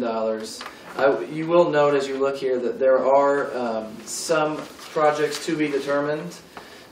We have some projects that Chris is still identifying off the triage and 10 that we haven't specifically identified yet for next year. Our current CIP budget is approximately $2,150,000. So this will be a decrease in our budget for next year of $150,000. And so again, we're kind of specifically asking you to approve these specific projects noted in a CIP budget in total of $2 million. Why are we decreasing the budget? Stuff like that. There's lots of things that we have to fix. Well, we have lots of things to fix. We have to balance what we can afford as well. And we, as you'll see in our budget projections at the end of this meeting, have some significant issues to address. And so historically, we've been more at $1.5 million for CIP money. And so I told Chris, Chris brought me a budget that was 1.5, and that's what he's always kind of been told. And I said, well, Chris, if we've got $22 million in needs over the next 10 years, 1.5 a year ain't going to cut it. Of course, he was happy, and so anyway, so we bumped that to $2 million. The reason why we're at 2.1 this year is because we had the Lafayette project that carried over the Lafayette building. So that's why we were a little bit higher in the current year. And so otherwise, Chris would have everything specifically identified. It was kind of late in the game when I said, Chris, bring me $2 million, not $1.5 million, because it's a bad idea to kind of start cutting this budget when we know we have this big need. And I think one could make an argument that we're really we could spend more, but we have to balance up with what we can afford. And so our recommendation is $2 million for this year with these projects. All right.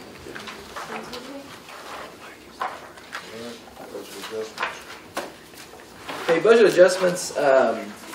We have very little in budget adjustments this month. In fact, we have no expense adjustments, and we have our surtax revenue is over budget by $75,000. And so I'll take you to the summary sheet that we started the year with a $3.7 million deficit budget. With all the budget adjustments previously adopted by the board and the current $75,000 over budget in revenue, we've now got a revised budget deficit of $5.3 million. I'm going to expand on this discussion in our budget projection later on today. I can tell you that I've identified probably another $1 million where we might be over budget in revenue. We'll talk about that a little bit later. In revenue, yeah. I think property taxes and our state money based on current projections be over our budget. So we'll expand on that conversation as we look at budget projections here in a little bit. And so really all you're doing is approving the fact that we increased our budgeted revenue to match actual for the one account that's listed there today. 3.14. Spencer Fane invoice, we need that approved. Obviously, it's greater than. Consent agenda? Okay, it's greater than 15,000. Yeah. Also, I think, I think that both will be bringing a budget adjustment to you on that also. For legal at some fees. point, For legal fees. Yeah, I mean, it's about time, yeah. Yeah, it's just, I began that analysis today. I can just tell you that we're going to be, probably significantly over our legal budget as it is. But maybe next month we'll know more. But no surprises coming. You'll probably have, again, we have some items where we may be under budget, like with diesel fuel as well. And so hopefully we got some things that balance each other out here. But just don't be surprised in the coming months. You'll probably see a budget adjustment for legal expenses. We'll be expecting Yeah, that. yes, We happened. thoroughly expected that. 3.15.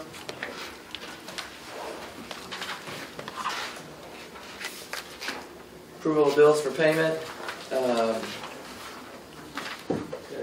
Any questions?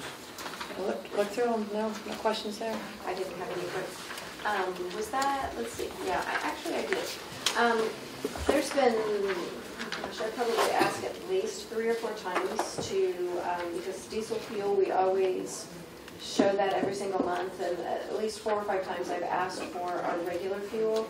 And on page 70 in the documentation, we had a check made out for over $21,000 for fuel. I talked to Chris about that today, and Chris has said that we, and I wish he was still here, the majority of our purchases, I think the bill ends up being $3,000, $4,000, $5,000.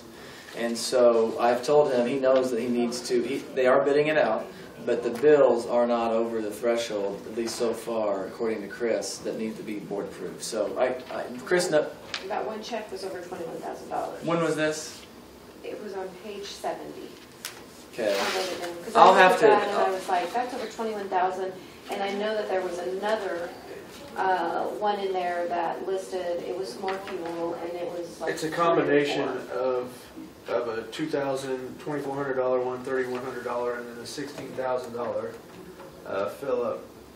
And so all of them combined equal to $21,000. Jake pulling it up right there. Which Hey. we could do that, yeah. Nicely done, sir. I'll have to get back with you on that. Chris will hopefully have an answer. Because, but- I sort of, I don't know why this is sticking in my brain, but I would like to know how much we are using, how much we're spending, and I would just like the same analysis that's done on Diesel. the diesel. I'll tell you what we'll even do next time in April is they did put in that new fuel tracking system and digital pump. And so we need to do that as part of the audit response. So I'll just have him come on that whole piece in April to talk about the fuel expenditures and show you the reports that it runs on. And Lori, I've been, great. just so you know, we've thought about for months now bringing you, we're tracking fuel by every vehicle district-wide and doing a miles per gallon reasonableness test. We're doing that internally. With all the other stuff going on, it's just, we just haven't brought it to you. We're going to bring you that analysis so you can, just trust us that fuel is being reviewed. Maybe we had a bill that got over $15,000 that slipped through the cracks that didn't get board approved, but know that we are thoroughly evaluating fuel by vehicle and comparing it to their miles driven. And I will make an agenda item before this fiscal year is up. And we had a lot on this month's agenda. We'll have a lot on April. But if you have then the more months we wait, maybe May might be a good month to bring that. Okay. And I'd even be happy to show you our analysis as we have it right now, even via email maybe. Okay. Thank Is that you. it? Everybody, I'm good. everybody good? Okay, financial statement.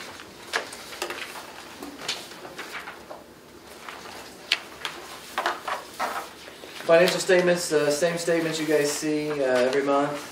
Nothing unusual this month. We're going to again talk a little bit about revenue later on when we do our kind of budget projections. Betsy Betts, our accountant, does a fantastic job every month. I can tell you it's a bit of a monumental feat to turn these around. in the same week that month closes, so I'd like to congratulate Betsy if she's listening online. I doubt that she is. But yeah. It's 60 degrees outside. Yeah, right. So anyway, nothing unusual. But yeah, she does a great job, and it's a stressful week for the business office this first week. But any questions, I'd be happy. We'll get that changed. Baby steps, people, baby steps. I don't have any other questions on that. Central High football. There's no data overload So by this after time. we, I looked at it twice.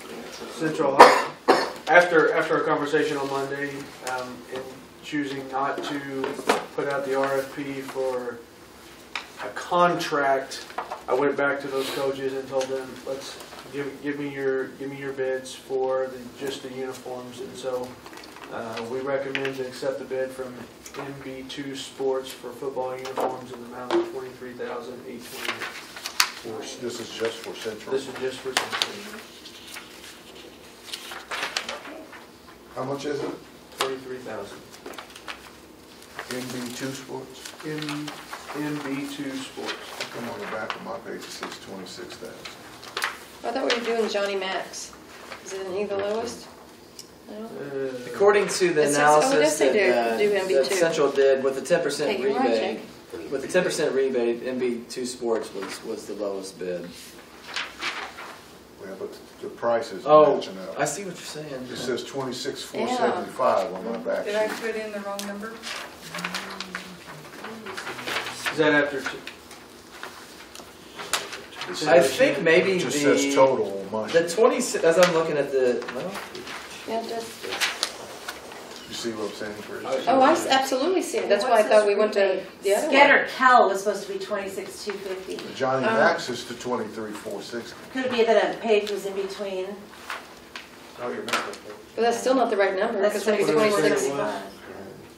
You said 23,460. Well, that's Johnny Max. That's not MB2. Debbie, do you have the documentation that was sent to you? Because, well, what is this rebate though? It's $26.50. It's 23,828. Okay, so if you'll look at the MB2 and you'll take out a 10% rebate of 26,550, does that equal 23,828? Yeah, maybe, I'm yeah. just guessing. I don't So know. I saw that rebate, so. I would imagine. Yes. That's it. 26,475 minus 26,50. Yes, so it's 23,885. Well, this has 23,828. 23,8? Is that correct? 23. On paper, it's showing $23,828. Well, no, it doesn't Okay, equal but- that. It's but, close. Not to add salt to that I wound, got you. but Johnny Max is $400 cheaper than that. I'm confused. I So, don't have your answers for you. I'm yeah. sorry. I really don't. I mean, this I know is the one email that I thing that got received. sent to us today, and I'll get your clarifications by Monday. Oh, no, it works out at 23,275. the math is, So it the runs out. math That's is correct as noted with the rebate. It is. But indeed, you're also correct, Martin, that Johnny Max is Johnny cheaper. Max is $400 I would remind, I would just, and so I'm seeing this today here for the first One time. has myself. printing, Martin, one does not. So you'd have to add the printing on the other, it would make it more Right. expensive. And so they must have had a reason. They just didn't specifically say why they didn't go with the low bidder, and they should have.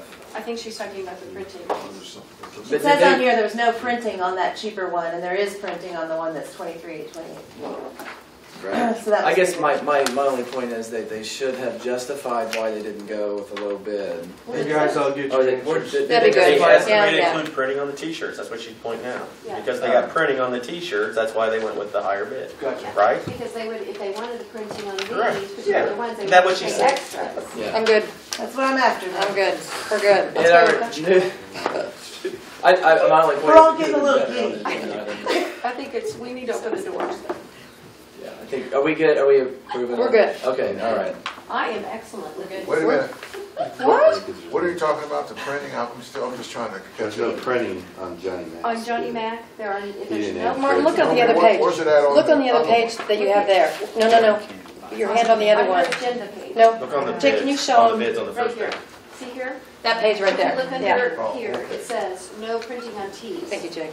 So if they wanted printing, then they would have to take it somewhere else, and they would be paying extra So the for explanation the is there. printing. And I'm assuming that the printing that they would have to do would be more than whatever the cost of this is.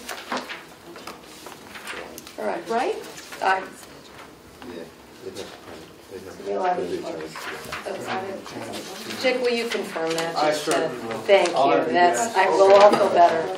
But we did a really good job. I don't feel good about it, and so I don't feel like I had the knowledge for you guys today, so I'm sorry. I'll follow up with it and make sure I've got it on the list. But we did really good deduction there, didn't we? They still teach that. You managed it. Yes, all we have to do is really- It's probably called something else. Okay, so that's a good deal. So that one's done. All right, we're All all right, Lafayette? Lafayette. Lafayette. My Same calculator thing, ready. guys, I'm sorry. Looks like that they've got the 3 quotes, and then they're recommending accepting the purchase from Mill Brothers for the amount of $25,624. That's the cheapest one. Looks like from the bids. I'm not going to Yeah. and speak it's, until I... Yes, that is the Dark cheapest. green The other one two and dark was green belt. 24, White wiring going away. 27,265 and 27,605. What's the low? 25,624 with Mill Brothers. Mill Brothers has been around a while too, so it's pretty reputable. How often do we replace the football uniforms? We learned that marching band was 10 years, or 5 years? 5 for 5 years? varsity, then they go 5 for JV. So they're 10 years. Oh, they go- so I you mean, keep they higher and last they 10 pass years. down to JV. They last 10 years, they go from, after 5 years, they go to JV team. Pretty clever. I guess my question is, why is Lafayette's then higher and they have less kids playing football? We'll have to look at the quantity here that they ordered. Looks like Lafayette's ordering 70 and 80. Yeah.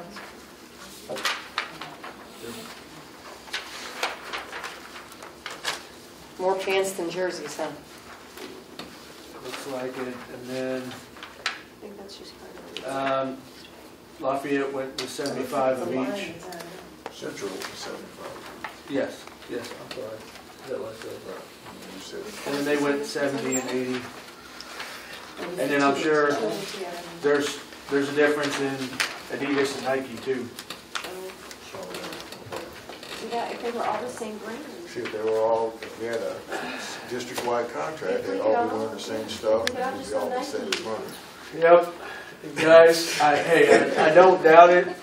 I would just say this is Not on exactly your why part. we're pushing We that. are going to put it in policy that we all Hey, use. we said yes to that already. Yeah, right. Yeah, I don't have to sell it. We're on with you, Bo. We're there.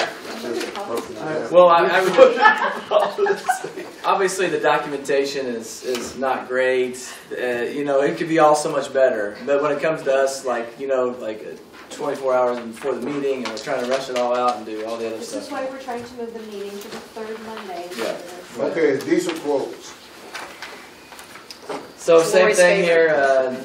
Standard process. We're showing you I our wanna diesel see the fuel. fuel, the regular Diesel's still fuel. cheap. Good news. Everybody bid this time? No, everybody didn't bid. No.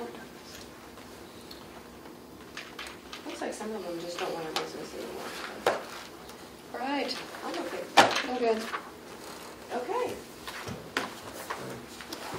All right, now the fun stuff for last. Or should I wait for you to instruct me to do it, Martin? I'm sorry. Should I wait for you to instruct me to do the RFP update? Yep, go right ahead. Okay, so I had hoped to bring you guys a new program to vote on today. We received 3 bids.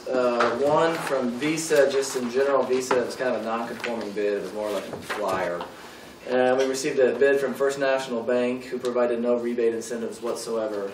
And then PNC Bank provided us a pretty decent program. And I was prepared to bring to you guys PNC for approval. And then late Wednesday, I got an email saying that they were at our state audit and they were withdrawing their bid. And so other banks have communicated to me that if we rebid the RFP by putting up collateral, then we will be able to solicit much better bids and get some of our local banks to bid. What collateral? What do they want, that old truck that we're getting?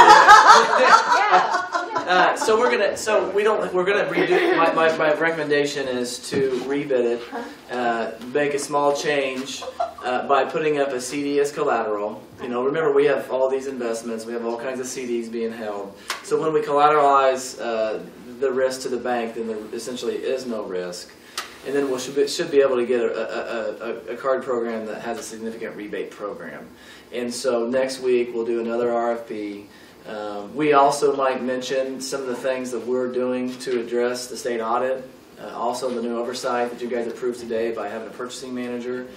We might address it in the RFP so everybody knows. And we may even set a link to the state audit so no one bids it and then realizes that. But the fact that we're going to put collateral up is going to attract a lot better bids.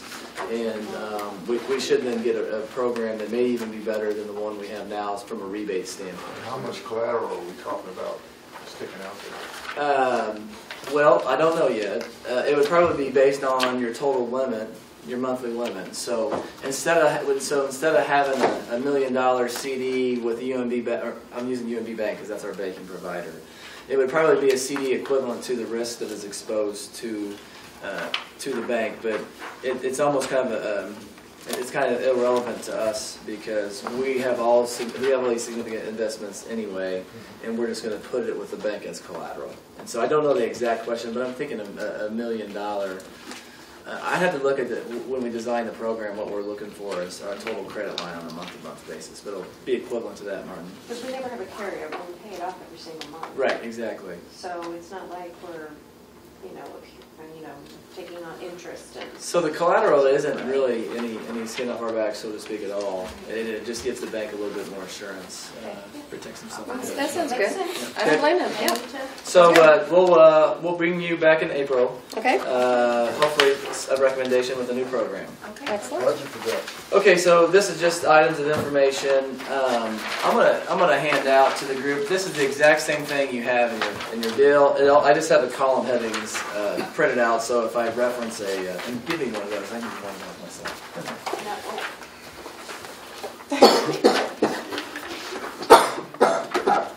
And so this looks like what you see with your budget adjustments every month. So I'll take you straight to line 13, where it says revised budget surplus in parentheses deficit. So right now, based on our revised actual budget, we've got a $5.3 million deficit budget.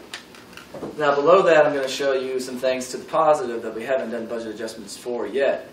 But I want to show it to you because I feel like here soon enough we'll have enough evidence to know that our property taxes are going to be over what we budgeted, as well as our state funding. So we think based on prior year collections of property taxes and where we are now and where we might be in the remaining months, that we may exceed our budget by about $500,000 in property taxes. Based on the February letter that came from the state on where we're at from a funding perspective, they're funding the formula closer to 97% versus what was previously budgeted at 96%. And so due to that, we are looking like, based on our current budget, we may end up exceeding that by another $500,000. So all good news. And then I'm showing you kind of in general, I'm hoping anyway that we might be under budget from the expense standpoint to the tune of $300,000. So, and again, I will caution the group that this will continue to fluctuate. I'll continue to try to give you a better picture every month.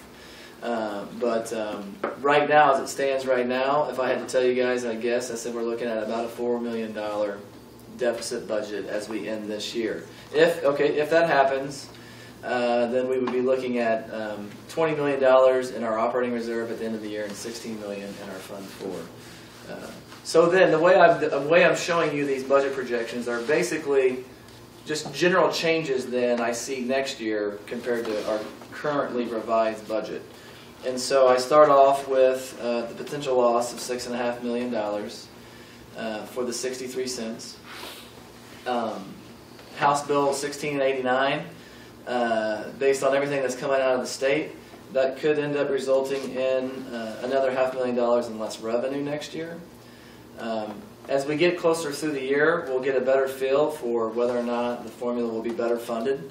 And so we could have another line eventually that says the formula is funded at 98% and it'll look better. But we don't really have that guidance just yet. But we do know, they are saying right now as it stands, we could look to take a $500,000 hit just because of House Bill 1689. And then what I'm doing for you is kind of showing you, okay, all of the revenue considered, I'm showing right now a $900,000 increase. Again, that is kind of a best guess based on historical trends. So if we do indeed these things come true, our revenue next year is looking at perhaps $6.1 million less than it is now. Okay, so then we're going to go down to the expense side of the ledger. We're on line 26. I'm showing for you the step on the salary scale of $1 million, 2% raise resulting in $1.6 million increase in payroll burden. We're looking at budgeting for 8% increase in health insurance. That would be a $930,000 increase. The Hilliard Science Center is above and beyond what we have budgeted in the current year. And so that's a $900,000 hit, and that actually now needs to be revised by another $104,000. So when I do these projections next time, that number will go to $1.4 million. And then I'm showing you miscellaneous cost savings. The $150,000 there relates to the CIP schedule that we looked at earlier today, being $150,000 less than the current year schedule. And then the $500,000 is just kind of miscellaneous costs that we're going to try to identify through purchase services. Originally, I thought our textbook budget might be significantly less than last year, but without the special ed purchase, then they're going to be about the same. But again, you know, we're still in the process of evaluating what next year's budget looks like. It's all a big guess at this point. But we're hoping that we can, I think our technology budget might indeed be less than it was this year because of some of the big equipment purchases. But anyway, I'm just kind of looking at generally $500,000 decrease in expenses for purchase services as it stands, and that'll continue to update. So, having said all of that, revenue down by 6.1 based on these budget assumptions, which are extremely rough draft. Expenses going up by $3.8 million, which then is resulting in a nearly $14 million deficit budget. And that doesn't look right. It looks like $13 million. No, never mind. Oh, I had the cents in there. I should. That's a formatting issue. And so, yes, you're right. So then below that, I'm showing you our fund balance. And so if that were to come true, and you know, I'll be the first to admit, when you're off by 2 or 3%, that's a $3 million swing, okay? And so we could get lots of good news, and revenue from the state could be a lot better. And so, you know, there's a margin of error here, but nonetheless, that's a big deficit budget. It leaves us with a total reserve after the 15-16 year of $12 million. And then what I show you then is we would be outside of our board policy for our reserves and what we call our operating reserves, and we would need to make a fund transfer from Fund 4 to Fund 1 in order to have 10% reserves in Fund 1. And that's what I'm showing you in line 37. The only other comment I would make is that we have until August of 16 to address whatever deficit budget that we're looking at. You know, it's a long time away. It'll go fast, though, won't it? It will go fast. I would show you that we started the year with $40 million this year, and if projections hold true, we're going to draw that down to $22 million in just 2 years' time. So obviously, it's unsustainable without an increase in revenue and without a decrease in expense. And so that's the latest and greatest. These will continue to update.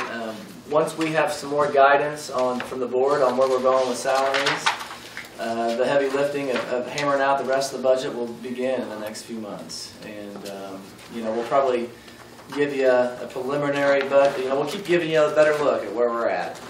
But to be honest with you, there's a lot of budgeting work that still needs to be done. And you'll continue to see new numbers from me up to what we decide to adopt in June.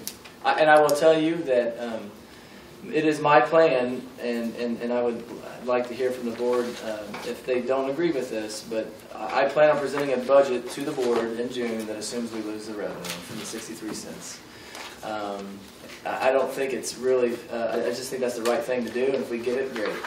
But that's kind of my plan based on the polling numbers that we see. If we have better evidence come June for that. But I think that, we're going into the school year not knowing if it's going to be renewed because of the August election. But that is, so I'll just turn it over to you guys for any questions at this point. Good. Questions, comments? No questions, but a lot of red on there. Yeah. About what? A lot of red. Red ink. Thank you, Bo. Sure. It helps me to know where we stand. And again, these are subject to change, but I feel like some of these things are fairly fairly close, and that can you could be off a couple $1 million, but that doesn't change. You're still looking at an 8-figure deficit, and but anyway. Any more questions, comments? It's a lot to process. Yeah. A lot to process. Anytime you guys have questions, don't hesitate to ask. But I'm getting ready to begin the heavy lifting of really drilling down on this stuff. And when you were putting together that budget book,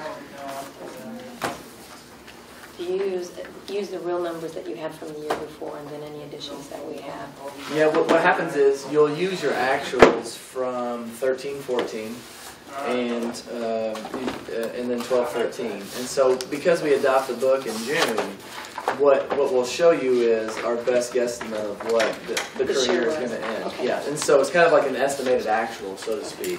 And I know you've had concerns of the format before in the prior year, and so what I will tell you is when we get 2 new people, and I'm just going to prepare a budget book that I think is user friendly. We have certain requirements by law that we have to have in there. And if you have any ideas on what you want to see, it'll be, it's all pretty easy to do. And, I mean, and that's why I sent, I know they sent you North Kansas City's how they did it. And I'm not just in love with that, but I can read it better. I just find ours to be confusing, very difficult to understand. Sometimes too much information can be problematic. Well, I think, also has the line items, and maybe it's also just the format. But what's on this page, what's determined to go under elementary education, or was it secondary education, and then on another page is somewhere else? It's hard for me to follow, but maybe that's also because we just get the budget book and we really don't go through it. So, does that make sense? Yeah, okay. And but I would say let me have a shot at putting together what I think is in good format, and then this will be my first. With this have been great. This will be my first one, and then in that next year I can fine tune that based on your guys' needs. Perfect. Good.